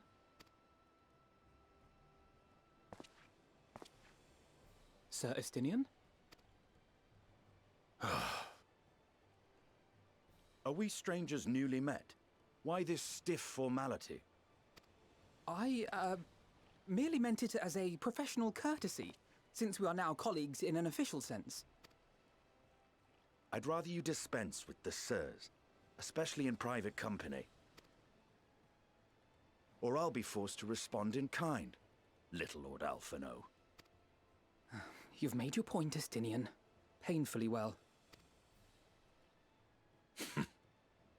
Better.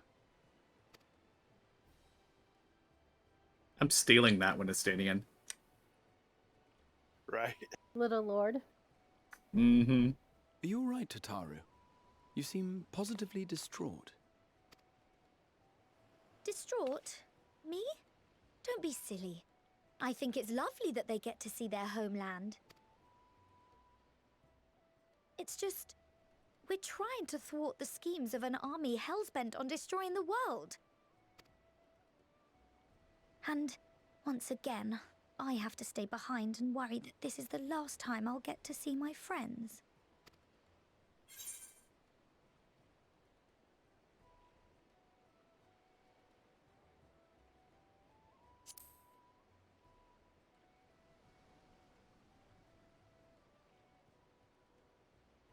I'll hold you to that. Ah, good. You're still here. Hori! Coulternay! What brings you all this way? We're to assist the Maelstrom and the Kobolds with a lunar primal operation, so we thought we'd see you off before heading to the tower. Flamine and the others wish you all a safe journey, and promise that they'll look after things here until you return. We will too, of course. Aye, we your fellow Scions of the Seventh Dawn will do our part to ensure the end of the world won't happen on our watch.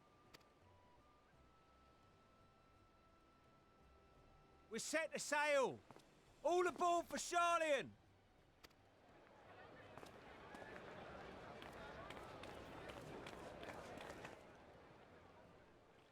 It's time. Then we must delay no longer. We will contact you the moment we learn aught of value. Wish us luck.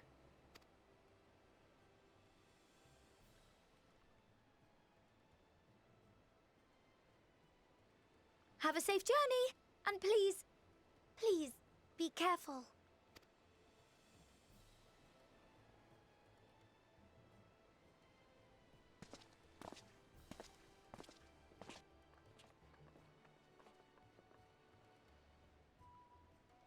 think that's the first time Hoary Boulder has been voiced.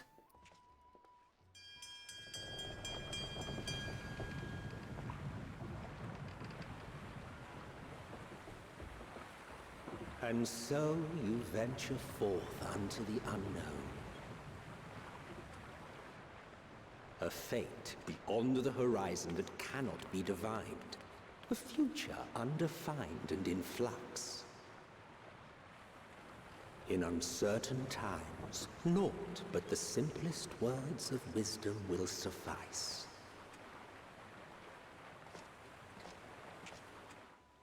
That which lives is destined to die. Love leads to loss. Every beginning has an end. Is that narrator Emmett Selk? It Treasure sounds like every it. moment, every step of your descent.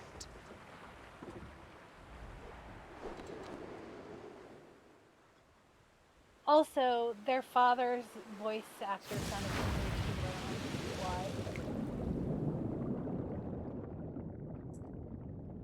And there, in the depths where souls and stars rest, find your truth. I'd rather have it be what's his face instead of the father.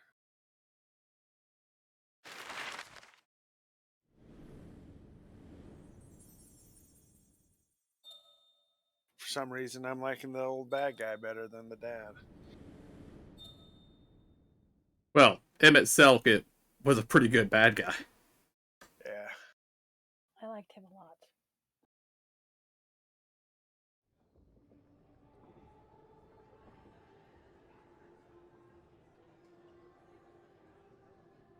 Well, Daddy, or Alpha Node's daddy, does play a voice in World of Warcraft, but it doesn't tell me who. It just says additional voices. Hmm. Think. Of course, he also voices a character in Elden Ring that I killed last weekend. So. Oh, you know that floaty The day city has barely dawned, my fellow earlier riser. that we were talking about? Oh, yeah, I've never been here. They don't ever Mhm. show it. Though Emo we had a hardly thought alone that in it's the same place as she does that leap of faith thing. Envious of those still sleeping Could be. soundly. I believe it is, yes. Because it looked, when I saw her do it, it looked very much like that. Well, I want to say one of the leaps of faith actually does say the floating city of Nim. Now that you said that. You say? I've heard nothing myself.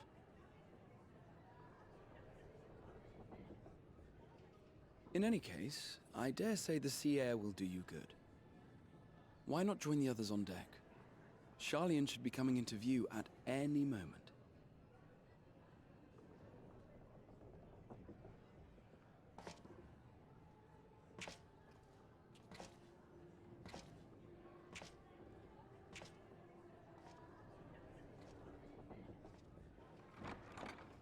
I'm just thinking we need at least 2 more crystals to capture those 2.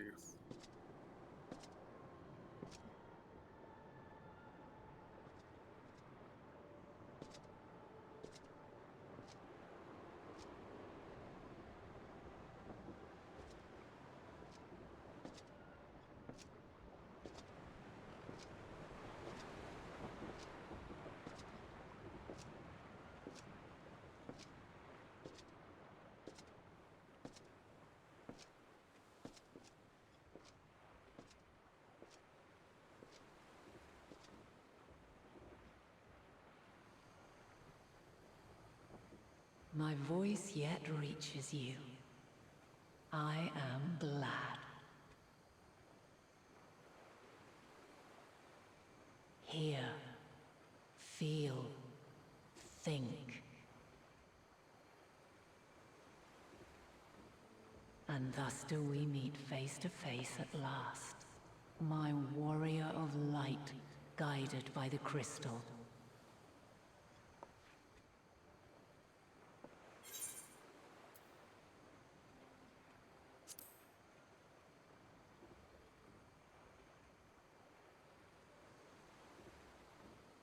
After your sojourn in the First, I believe you have your answer.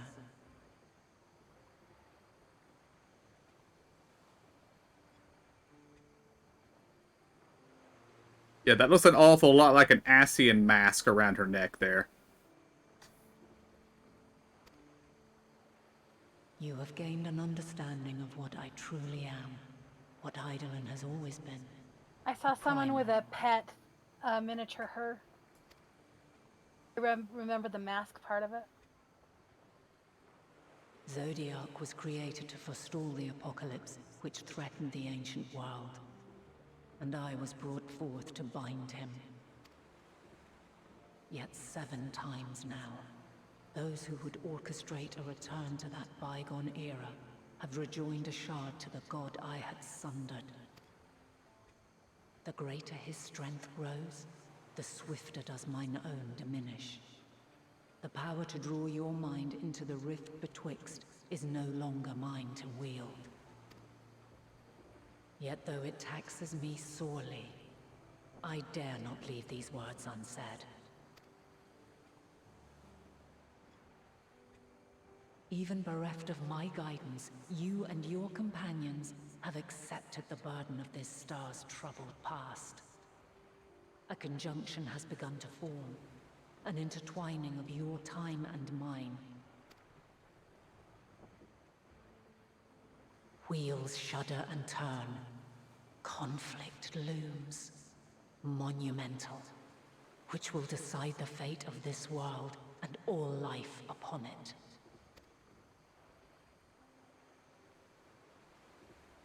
When you truly understand what is at stake, and your journey has prepared you to surmount the insurmountable,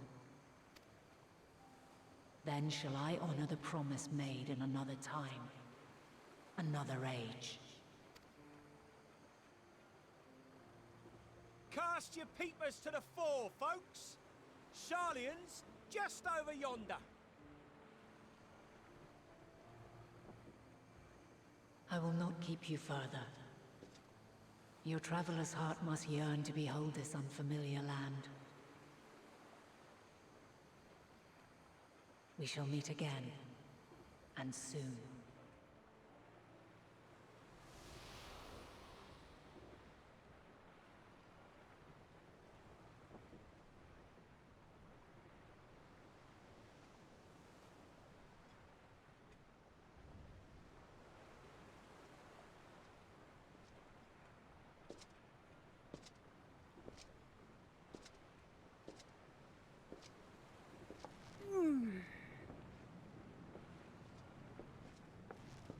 Oh, what a fine morning. Oh, still a bit stiff though. And a good morning to you too. Taken a look at the island already? Then let's go. Let's go. Might still be room in the prow if we're lucky.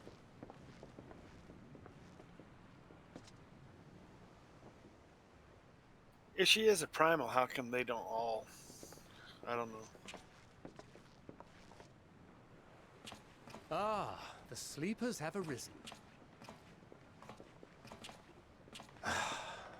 There she is.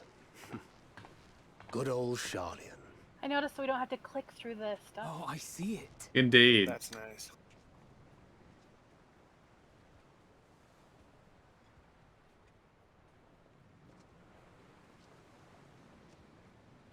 Home. Home at last. Well, maybe not in Father's eyes. But we'll manage on our own, if we must. You do know. Yeah, this you're time not I don't alone have to in sit this, on don't Rachel. you? Indeed. 'Tis as Sir Estinian saith. Forget not the comrades who boarded this ship at your side, I prithee.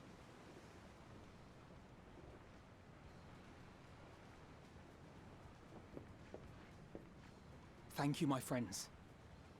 We are ever grateful for your steadfast support. Upon arrival, we will be disembarking into the heart of Sharlayan proper.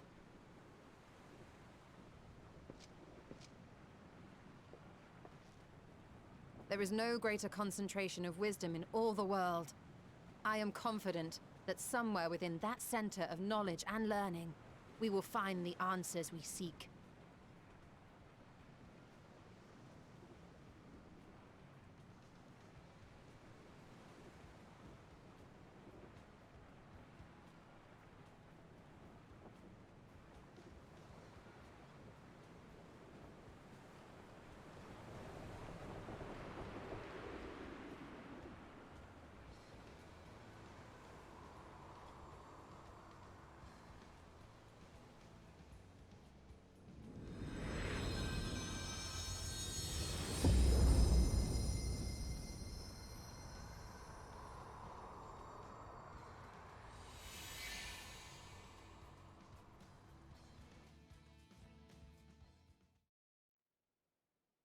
Sharlian, the solitary island nation of the northern seas. Where under the watchful gaze of Thaliak, patron deity of scholars, academics hoard all manner of knowledge and secrets. Once, they deigned to accept foreign students into a distant colony maintained in the Dravanian hinterlands. How swiftly they abandoned it once the first Garlean boot set hostile foot on Alamegan soil. So averse to the prosecution of war, these men of wisdom, your would-be allies.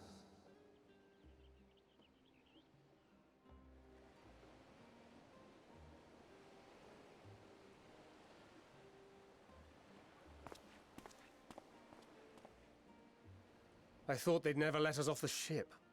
What's next, then? Entry applications? Hopefully they find no cause to deny us.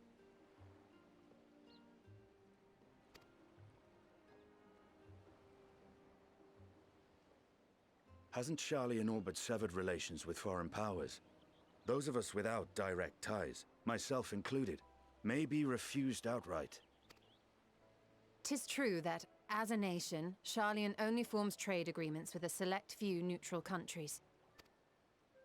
But from a practical standpoint, an island cannot afford to be overly strict with its borders, especially not if that island's people are wholly devoted to the accumulation of knowledge. If one submits the proper paperwork, with satisfactory evidence of identity and intent, then foreigners may be granted entry. May. Quite. So let us be absolutely clear on these points before we proceed. The immigration officer will ask for your affiliation and your purpose of visit. Considering Sharlian's views on intervention, I strongly suggest we avoid any mention of the Scions. Kral has laid the groundwork for us to act as associates of the students of Baldessian, and our ostensible reason for being here is to aid in their order's restoration.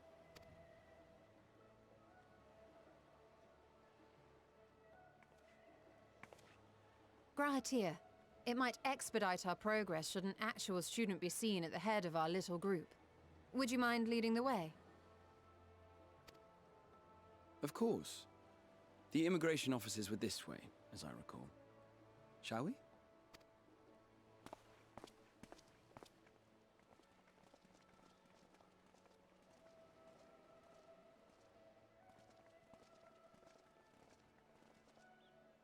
Greetings.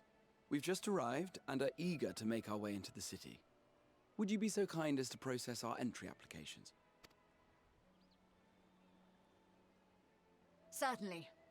I see by your mark you are an Archon. I am. Grahatir of the Students of Baldessian at your service. I was assigned to an Eorzean survey team, but have returned to assist with the reformation of my order. My associates here will provide additional support.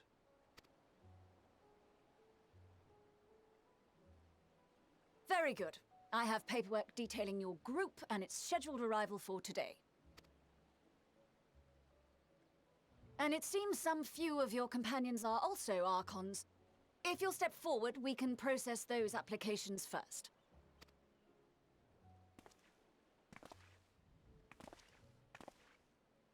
Ishtola rule.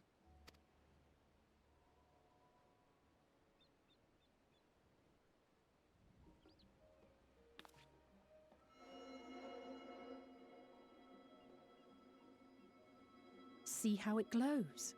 That list is etherically linked with the citizen registry kept in the main repository.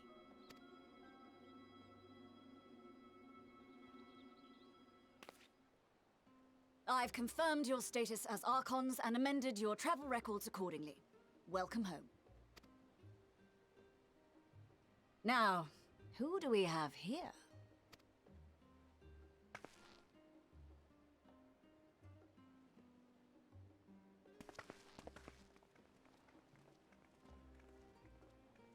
Alphino Leveilleur.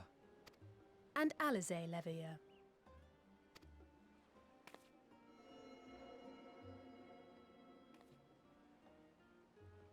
Your applications have also been approved. Having said that, the streets are abuzz with talk of how House Leveilleur's lord disowned his young progeny.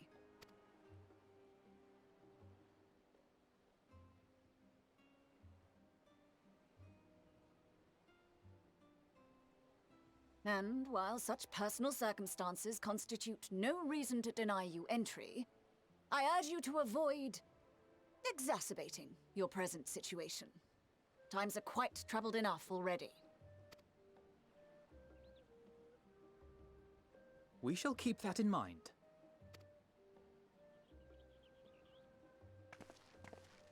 These last two are not Sharlayan natives, but you will find their credentials are in order. An application was made in advance.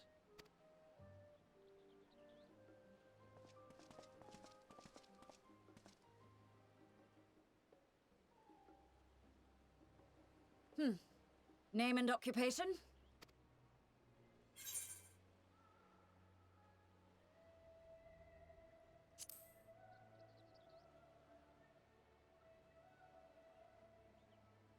An adventurer.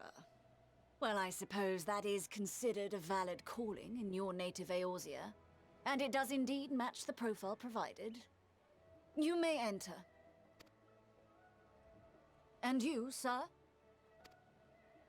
Estinian Valino, formerly of the Order of the Knights Dragoon in Ishgard. Formally, at least. And what, pray tell, is your profession now?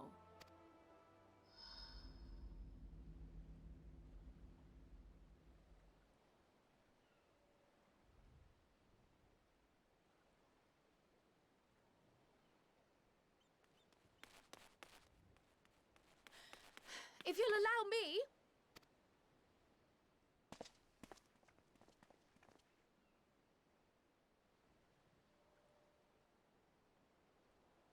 My associate is a mercenary, hired for his strength at arms.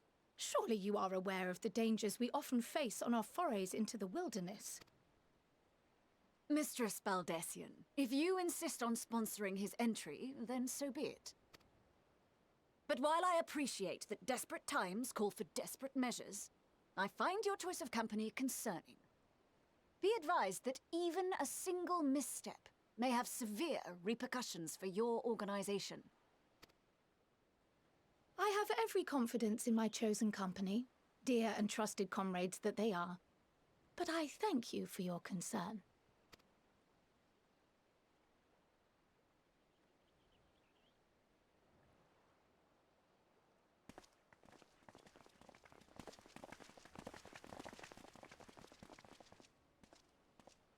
Croyle!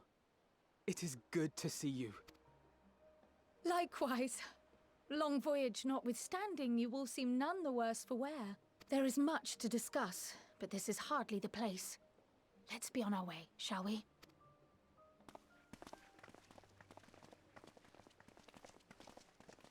Oh!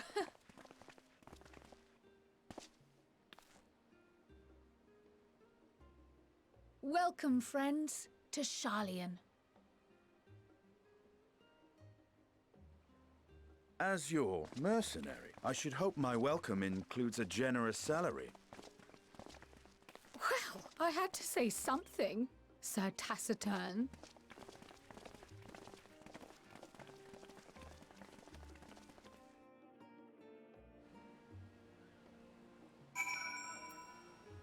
If Estinian's getting paid, I expect a cut.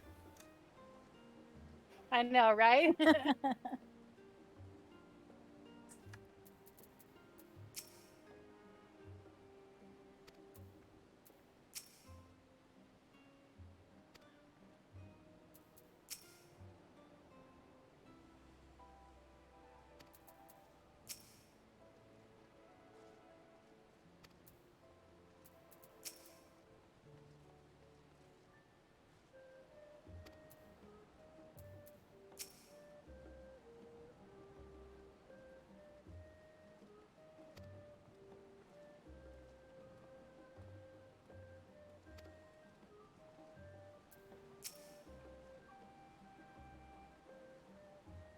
What she think? We're a bunch of warmongers?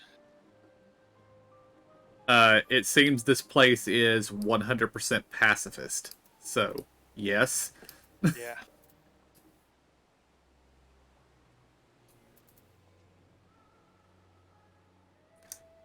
I also noticed in the past couple of cutscenes, we have actually been disarmed. Normally we're shown carrying our weapons everywhere we go. I thought I looked funny because I could see my back. Well, I have mine turned off.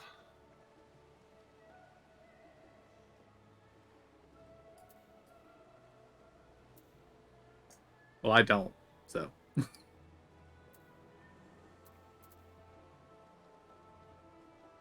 I think my book was there because it is a book. Could be. But I don't know.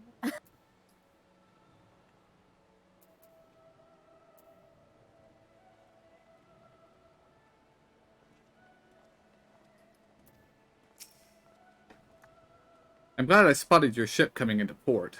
The officers are born bureaucrats, sticklers for detail.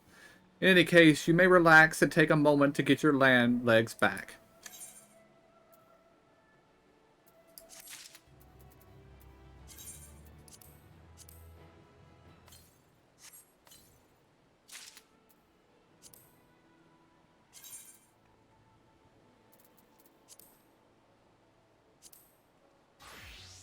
Well, I already had those weapons.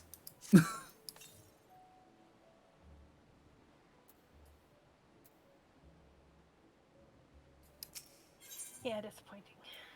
Ooh, those are cool. So we know not to open the next box because it's probably the armor set that goes with them. Unless you want it on a different class, I mean. Yeah, jump on a different class.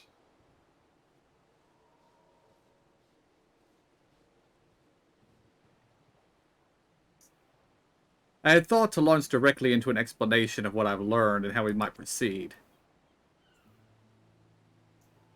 But this is their first time in Charlian, and for the rest of you, a homecoming that was long overdue. You must have places you wish to visit and people you're dying to see.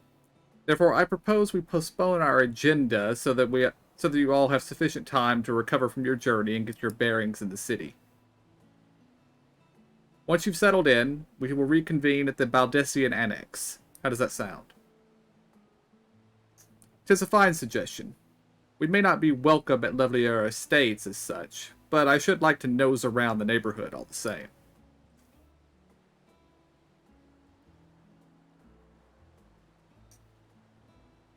I am equally untethered, as it were. There is no particular place that my kin call home. Still, I would not pass up the opportunity to reacquaint myself with the city. Likewise, a quick tour of our old haunts might even yield some useful gossip. The annex was west of the Aetherite Plaza, wasn't it? I shall join you there anon. Yes, we'll see you there.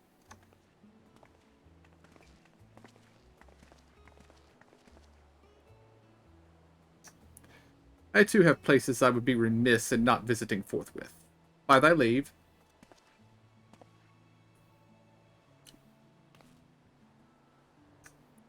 What of you, Estinian? My services as guide are yours for the asking. That won't be necessary. Until we reconvene, I prefer to wander as the wind takes me. But I could...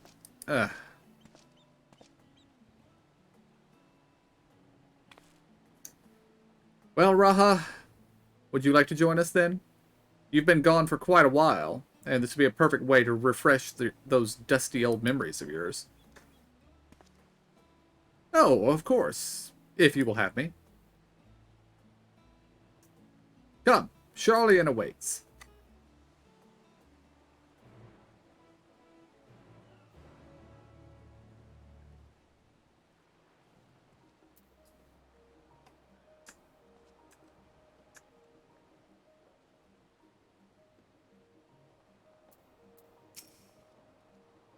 After you, my friend. I am more than content to follow your lead. Grahatia is now accompanying you. Keep him at your side in order to proceed with quest objectives. You can leave Grahatia behind by entering a different area, using the Aethernet, or by putting too much distance between you two. You can also speak with Grahatia and select the option to part ways. If you wish to have Grahatia accompany you again, return and speak with him at the original location. While Grahatia is accompanying you, next try speaking with Cryo. He actually does follow us. Okay.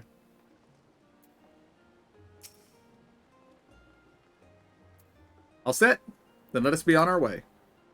Our first stop, amusingly enough, will be the Last Stand. It's a cafe on the west side of the harbor. Cryle is also now accompanying you. Lead your two companions to the Last Stand and speak with Cryle at the designated location. While you are accompanied, you may encounter conversation points along the way, which offer additional topics of discussion. Enter the glowing area and speak with your quest companions to initiate these bonus conversations.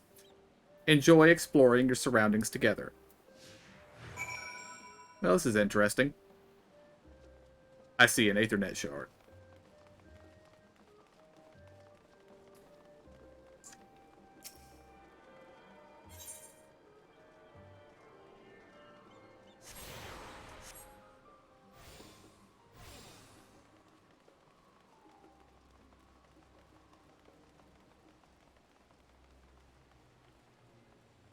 There was also a glowing place back there too, so I don't know Alright. if you want to do that.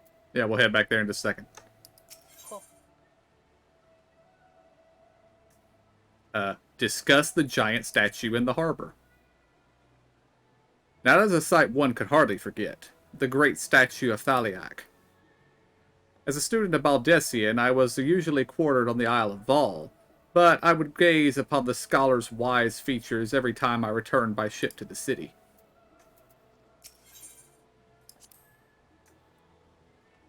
This path leading out towards the sea is known as Thaliak's Stoa, so named for the statue of the scholar which stands at its end.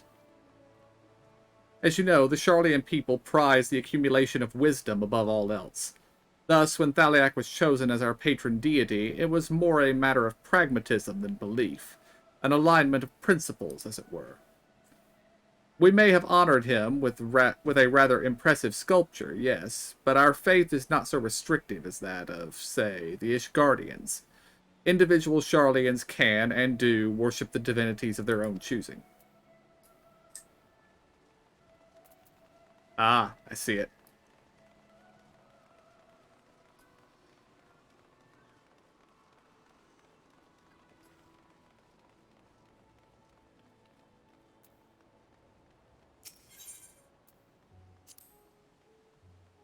With all the unusual wares coming and going at all hours, I expect the assistance of our intrepid adventurer would be highly appreciated.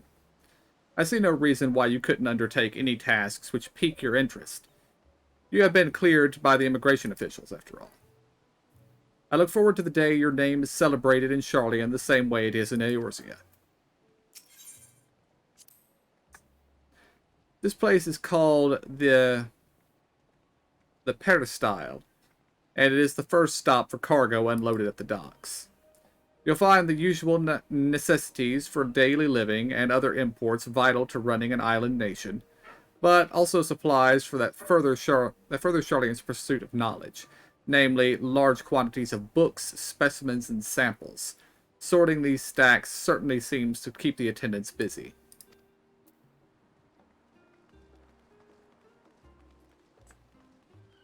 And I'm just going to wander back down this way and see if there are any marks down here.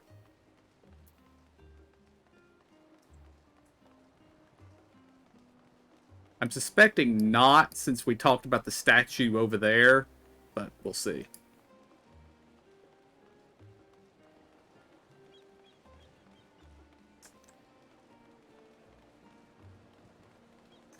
Although there are a couple good spots for one to be over here.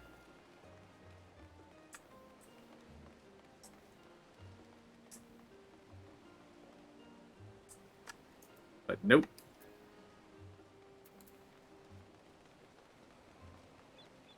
That'll be a good picture place. Indeed. Which we never did for the first. Talked about it, but then never actually did it. Well, I think we talked about it and decided we would do it when we finished the patch content, which is what we did tonight. So we're due to do it today.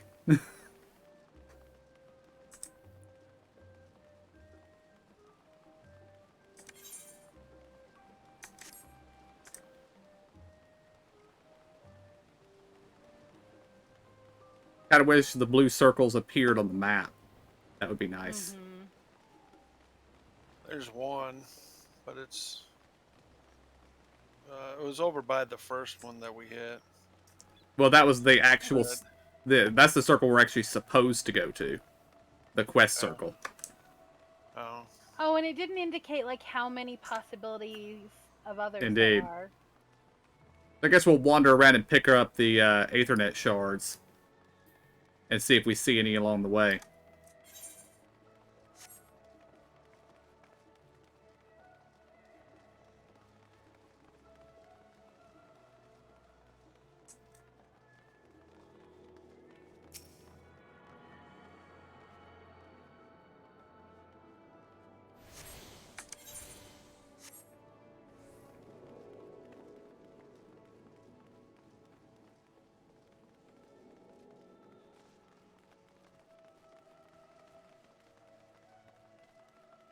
Of course, this might be one of those times where game mechanics stab me in the back. Where yes, there are lots of other blue circles for you to see, but you have to do the quest before they appear. So...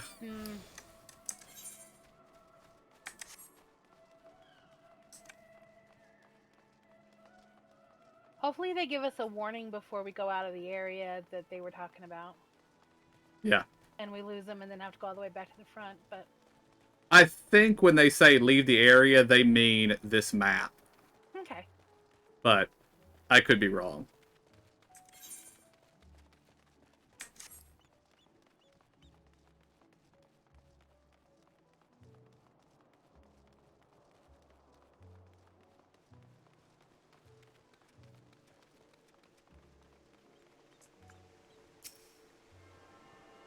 But yeah, I am thinking that the other circles won't appear until we do the other quests, because I would imagine there would be one here at the Studium.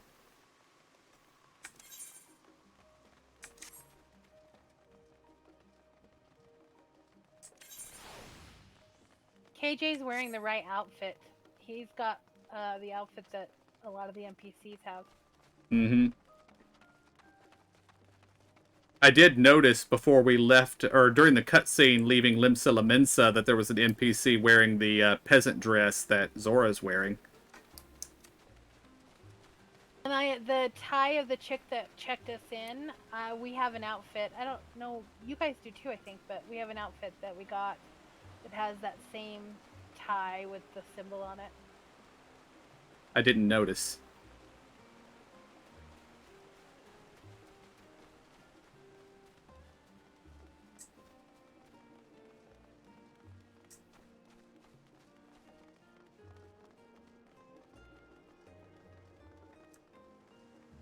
Oh, and KJ, what was that you were saying about primals when we were meeting with Heidelin?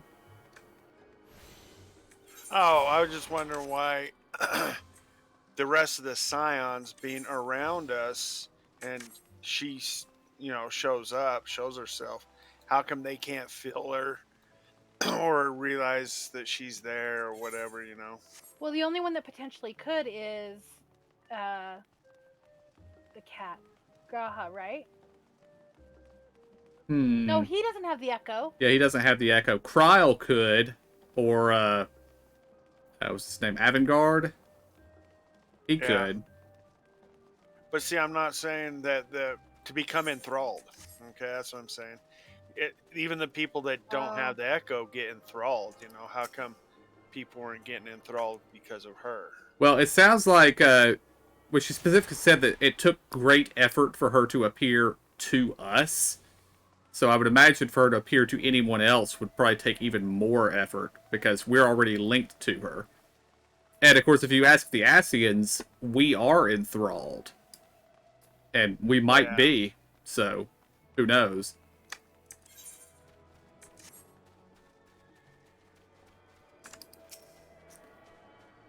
Although I did go with the why now, Hydaelyn, as opposed to the I don't know if I can trust you anymore response. Yeah, I did the same. Yeah, I did the same.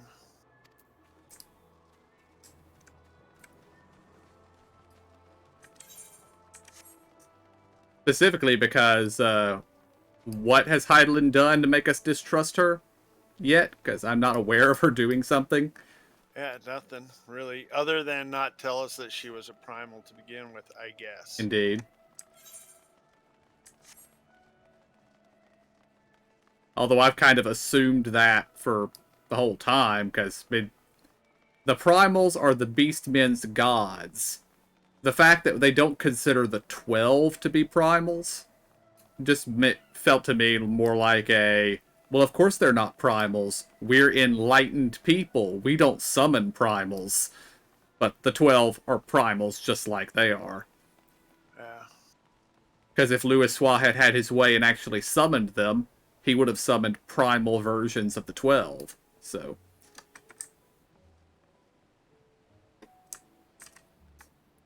So I've always assumed that Zodiark and Hydaelyn... Well, Hydaelyn I was a little on the fence about, since apparently this world that we are standing on is called Hydaelyn as well. Is that she might have actually been the essence of the planet.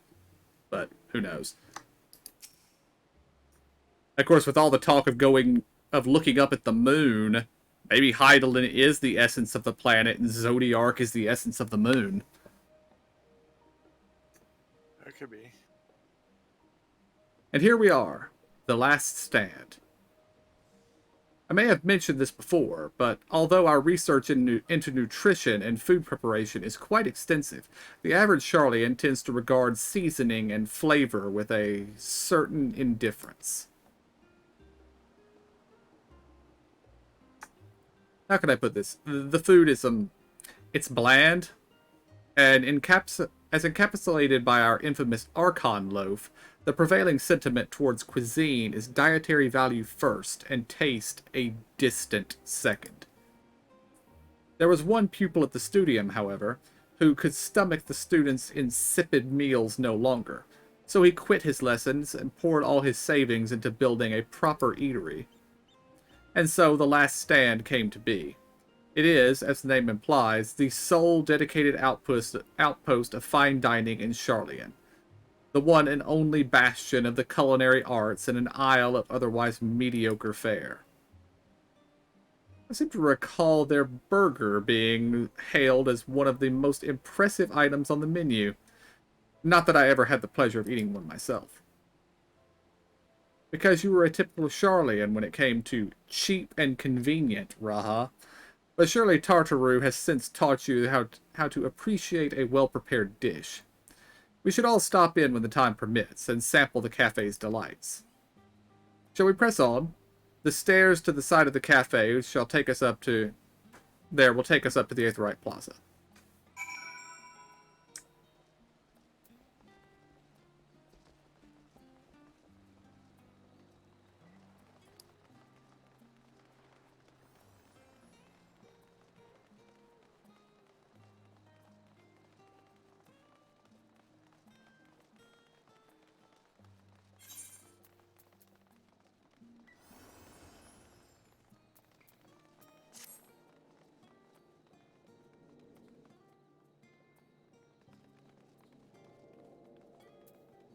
I didn't see any other blue circles around, so...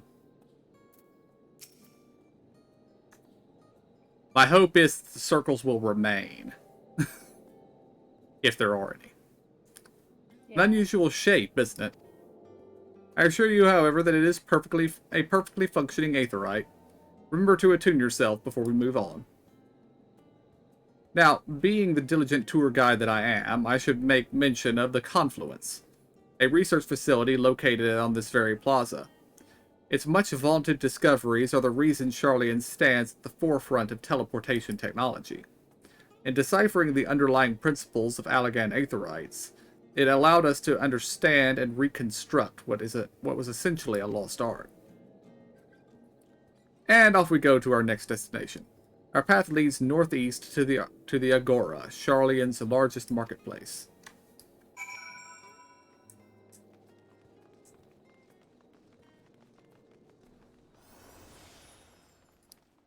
There's one to the left.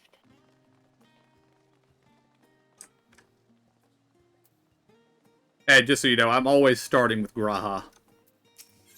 Okay. Do you mind if I browse the shelves for a moment? There might be some hidden gems I've yet to read. Only a moment? How optimistic. Feel free to browse all you like, but we won't wait around for you. Perhaps I'll return later then. There's one clear over there too, just FYI. Alright. These little open-air bookstalls are so uniquely Sharlayan. I'd always thought them a common sight until I visited other nations. Where was that, Zora? This way. Ah, I see it.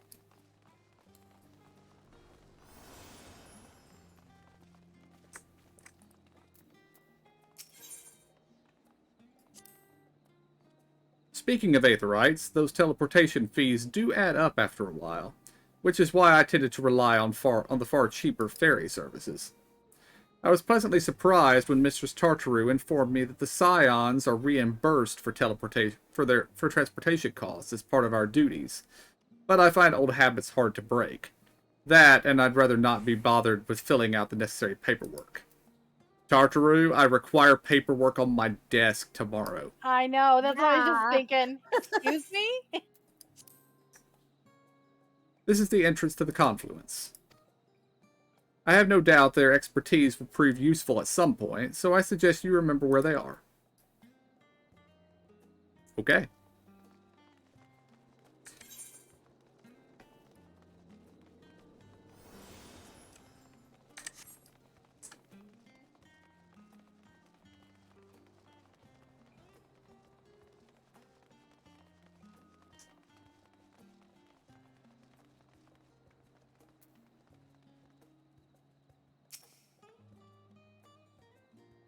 Welcome to the Agora, where you can find wares made in Sharlayan, as well as a wide selection of imported goods.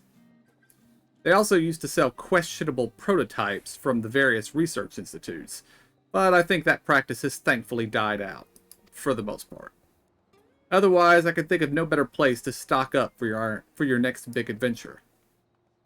Am I overselling it? On a more serious note, the next stop on our tour is one in which particular relevance to our ultimate purpose here. We must head back to the Aetherite Plaza, follow the path north, then climb the stairs up to the imposing building at the very top.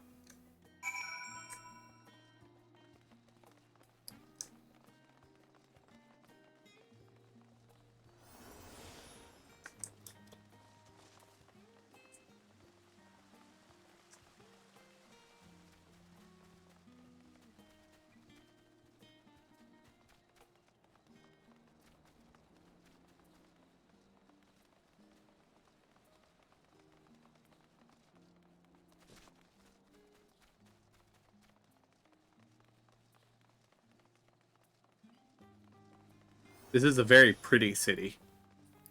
I agree.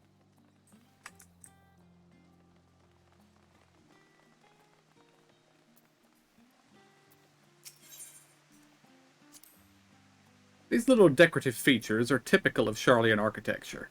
Aside from the research wing, our headquarters on the Isle of Vol were rather simple and rustic by comparison.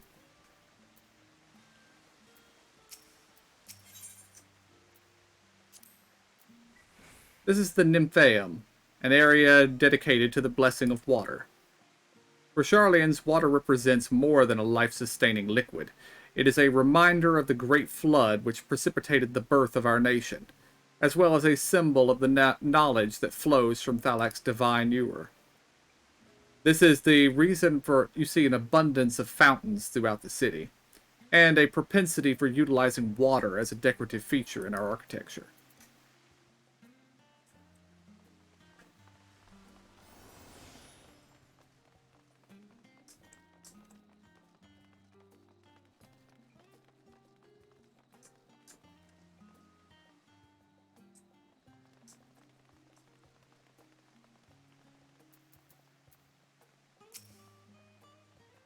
The grand structure before you is the Rostra.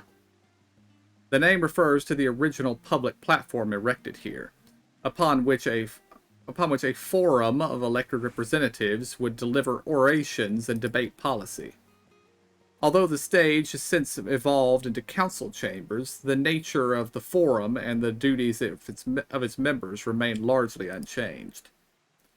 Am I boring you, Raha? You seem awful distracted. My apologies. From here, one can see the entire city spread out below. The vista put me in mind of my arrival in the first. Those who had gathered at the Crystal Tower asked me how they might go about building a new home. Naturally, my answers were all inspired by my knowledge of the finest settlement I could think of, the great city of Sharlayan. And bit by bit, those few buildings grew into a community, or into a town, a community, the Crystarium. I could see its echo. I see. Feel free to come up here whenever you wish. I don't think the counselors would object to you simply enjoying the view. Such memories should be treasured. For now, however, the tour must go on. Our spectacle of sightseeing concludes with the fittingly named Journey's End. Walk down the stairs to the east and continue straight ahead.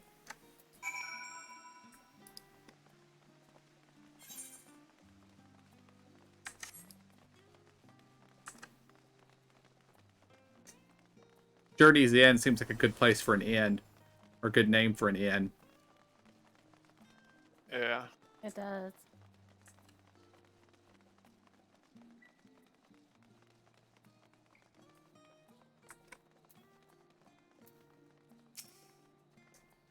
We've arrived at Journey's End.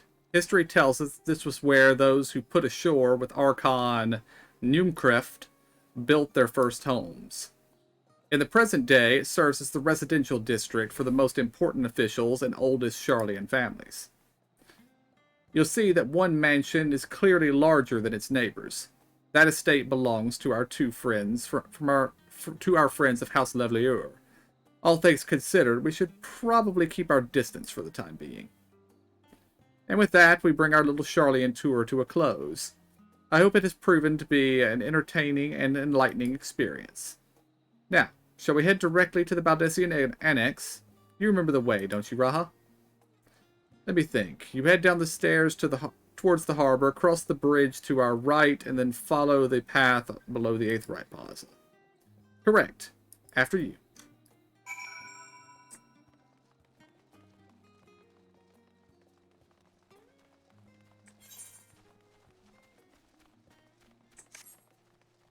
Yes, I note the Levlieur estate is more than just a little larger than the others.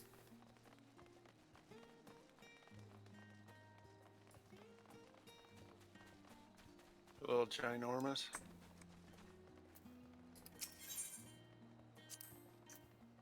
Right. We cross this bridge here, as I recall. Stick to the path and be careful not to end up back in the Aetheryte Plaza. Sharlayan is full of educational and research institutions, but there are still professors who prefer to establish their own private practices. Not that I ever attended these exclusive schools they run in these residences. Perhaps the twins could tell you more about them.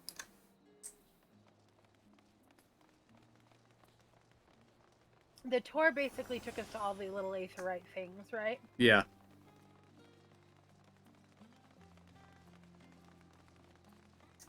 Except for the Studium, which I believe is basically where we're heading now. Mm-hmm.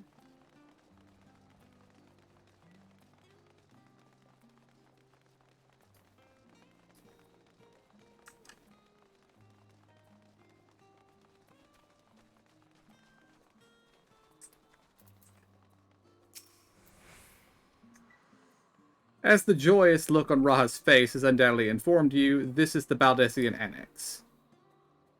If you continue up the hill, you'll arrive at the doorstep of Phenomenon. But I think we've explored enough for one day. We could take you there another time. Inside with you then.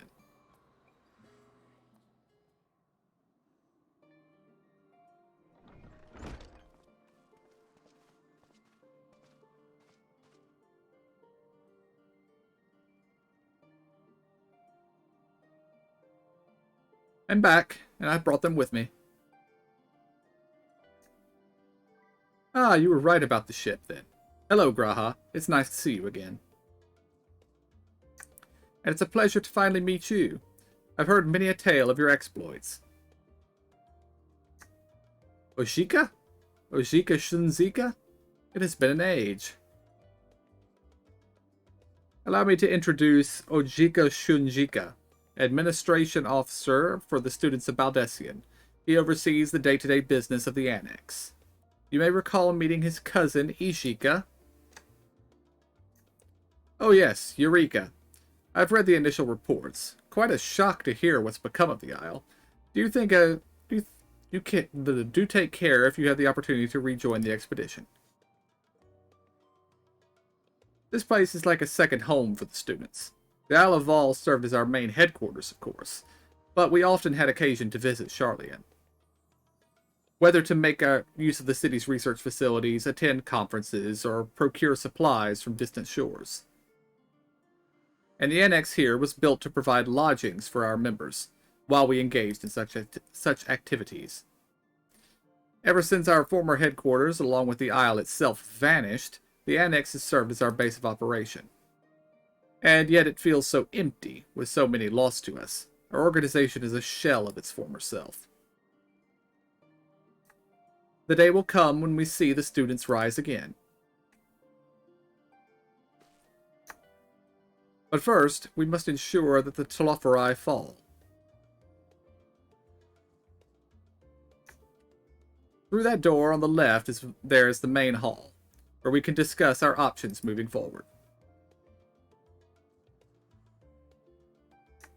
Once everyone arrives, that is. You probably have time to rest before our discussions begin in earnest.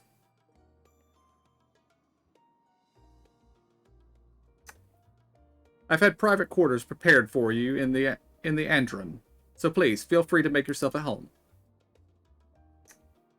Ah, the nap rooms. Perfect for an afternoon doze.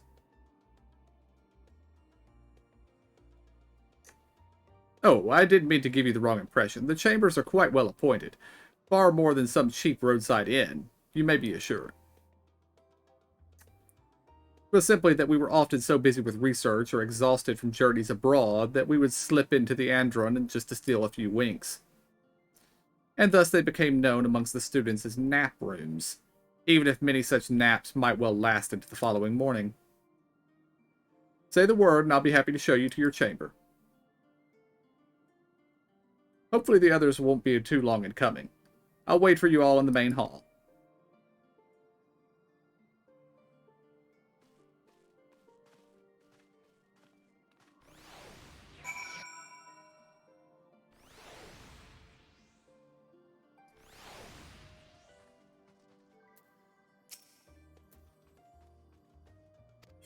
Let's visit the room. And see what this inn is like.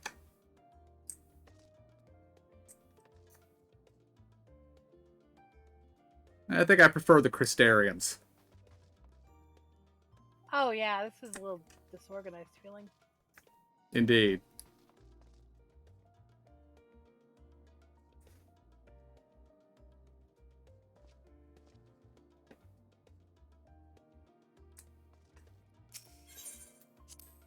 Box of crystals in our room.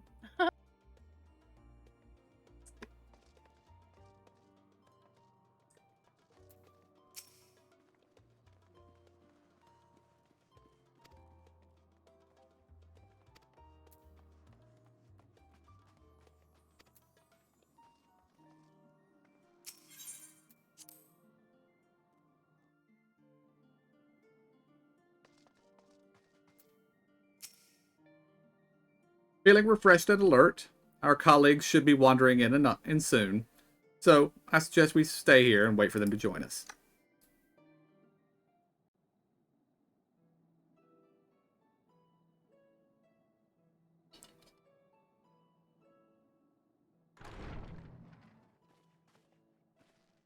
Pray forgive me. I was delayed. It's fine, Urianger. We're all here now. Let's get down to business then, shall we?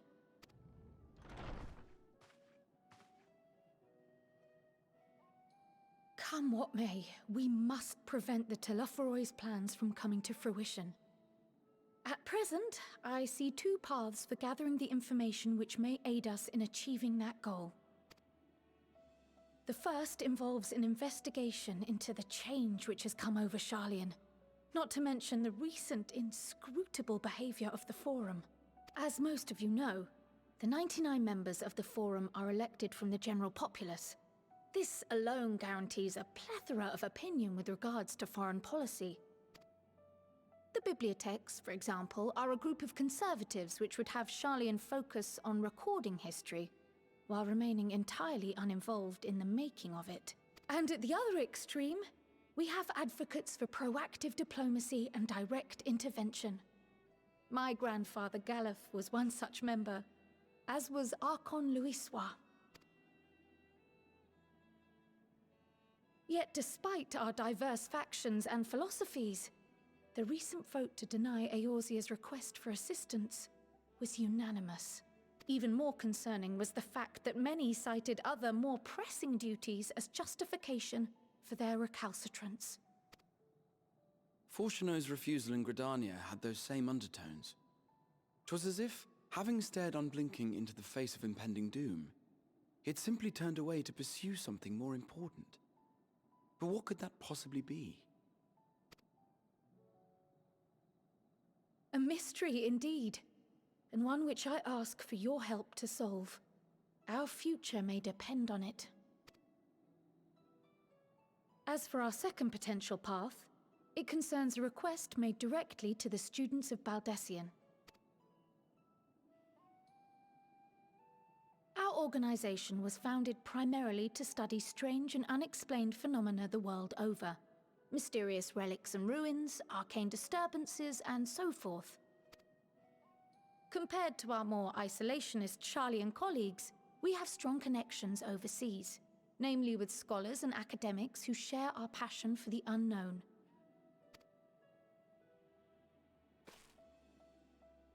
The request in question comes from one such acquaintance, Nidana, an alchemist residing in distant Thavnair. Her missive describes the sudden appearance of a tower, and the subsequent summoning of what I can only assume is a lunar primal.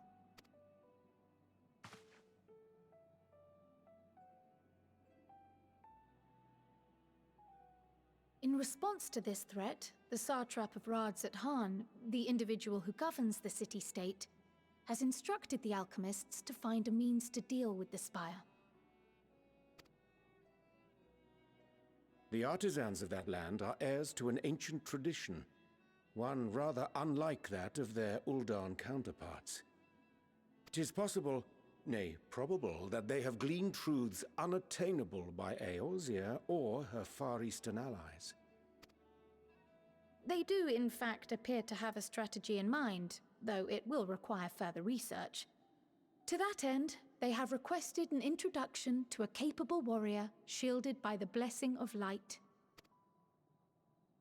Assuming we divide our forces to pursue both of Krar's lines of inquiry, then having you join the group heading to Thavnair would seem the obvious choice.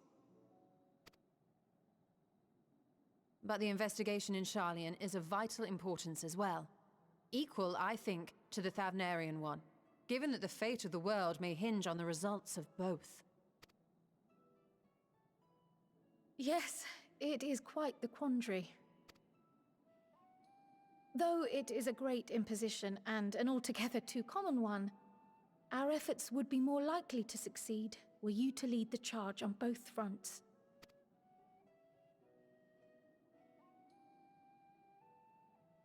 You are indeed our champion. As to which task to tackle first, we will defer to your decision. Let us next decide how everyone else might best be assigned. As for myself, I shall continue what I've begun in Sharlayan. I should also like to steal the services of an Archon or two. And thereby gain access to a greater range of reading material. I will help with that. Allow me to offer my assistance. I have some small amount of experience in the field of research.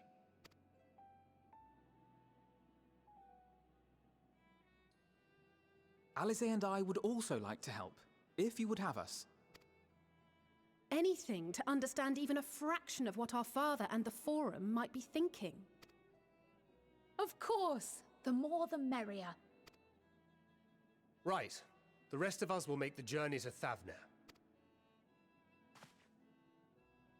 Thoughts? Objections? I passed through Thavner on my way to infiltrate the Empire, and though I'm not qualified to give a guided tour, I did gain a sense of where things lie. I'll be happy to have you along then. So for this group, it will be you, me, and Urianger. Give me a moment afterwards, and I'll supply you with all the details of Nadana's request. Consider this hall our rendezvous point once our respective tasks are complete. May our investigations prove fruitful.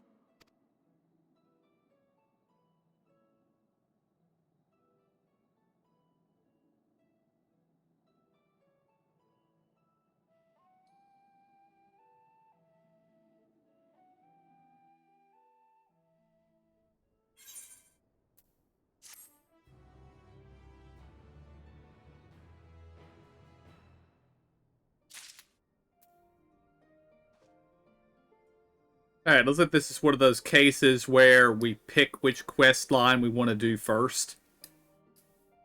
Does anyone have a preference? No. I've already, I clicked on Thancred, so I'm sorry. That's fine. Is that that's the island? That's one I was thinking. Okay. My question is, does Urianger, can he use the pig to get people back? Thralls? I don't know. Him being a healer kind, I would think that he could, but I don't know. I'm not even sure if it requires being able to be a healer. But I was surprised that both Alpha Node and Alize opted to go with one group, because typically they split up. Yeah, I know. I was surprised that too. Alpha Node usually runs with us. Well, technically, we're with both groups, so. Oh, yeah.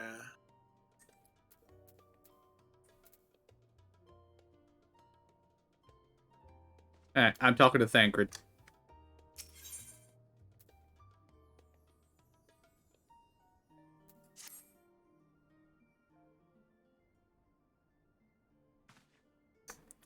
I have Kral's instructions in hand. If you're ready to set out, then so are we. Having been to Thavner before, I can travel by Aetheryte. But what of the rest of you? Another sea voyage would waste time we do not have. Kral was of the same mind, and has already secured the aid of the good folk at the confluence. We'll take ourselves there. Urianger did not like that. The confluence, thou sayest. I'm afraid so, my friend.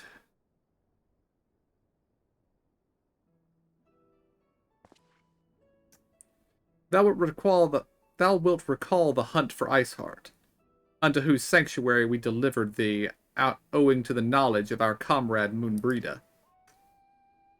Moonbreda was an authority on aetherology, a field of study she did embark upon in pursuit of her parents' example. Both are authorities in their own right, and both are researchers at the confluence. Haven't you gone to see them yet? I attempted to do so earlier, but to my shame, my courage failed me at the last. As it hath the many times I thought to reach out to them after sending that fateful letter. Neither time nor introspection have revealed unto me the words I should speak, and thus have I kept my silence. Whether you come with us or no is your choice, and yours alone. If it is too difficult, we'll manage. Thou art kind to say so, but I have no intention of forsaking our cause. I shall go to the confluence, and I shall face that which hath long been overdue. If it's settled, then let us be off. When we arrive, we should look for a researcher named Kite.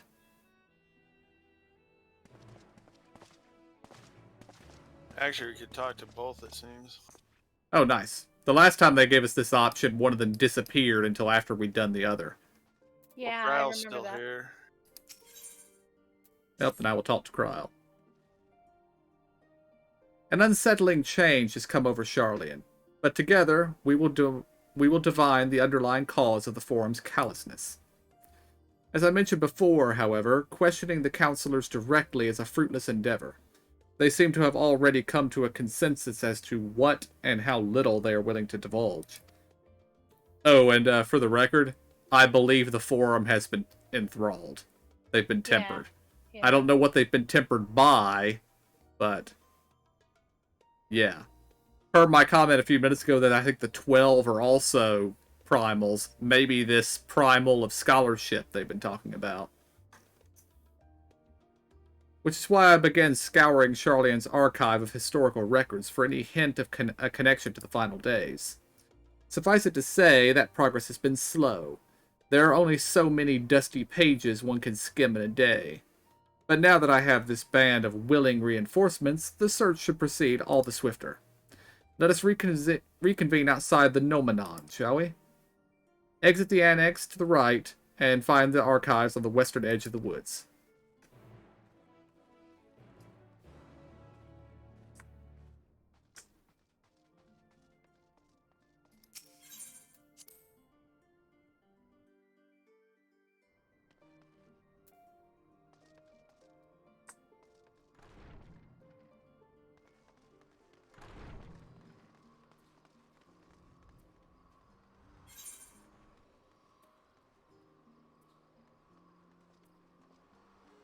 And we have our first of our blue unlock quests, too.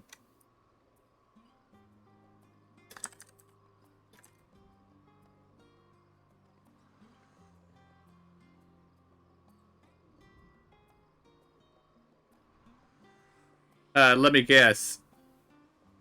Over toward the center of the city. Actually, we'll just run over there. I bet at least one of us can't see this quest. A red locked one. Oh, it's red for you? Yeah. Yeah. This is the quest to unlock the hunt board. Diminutive glean.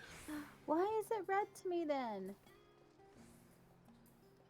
This little guy right Mine here, says right? levies of. Oh, never mind. It's not red to me. You Is it the levies or is there somebody right here? There's somebody right here. There's a little Lalafell guy, yeah. Oh, On I can do specimens. this one. Oh, you're talking about the levies of old Charlian down there. Yeah, that's the only one I could see, so that makes sense. That's a good question as to why it's red, though. Let's go take a look. Might be because we have to be 90. Oh no, 90's max. Yeah. It says level 80 on the quest.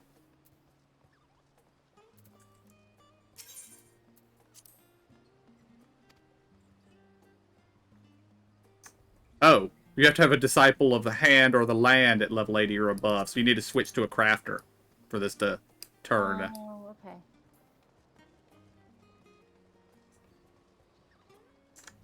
Did you pick up that quest up there, Kath? I did not, but I can. Or you turn it into her. There's the boards right here.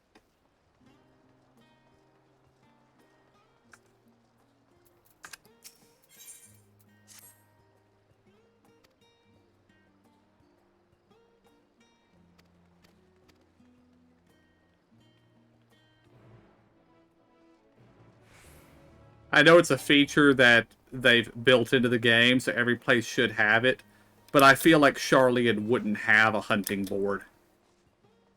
Passive.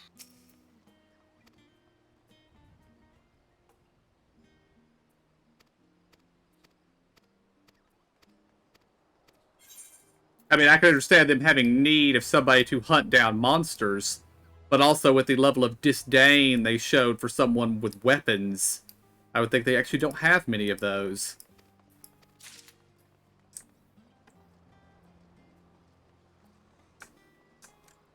Alright, do we want to head to the confluence and proceed on the quest line, or do we want to call it here for the night? I need to call it here. Okay.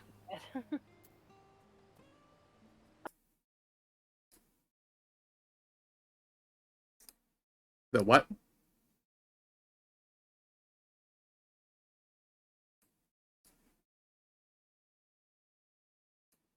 Ah, you're probably right. Yeah, you guys go ahead and head over there. I'll wind down the stream and then join you. All right, guys, we're going to call it here for tonight. We should be back tomorrow with more Final Fantasy XIV. Until then, I want to thank y'all for joining me. Hope y'all enjoyed it. I'll see y'all next time, and have a good night.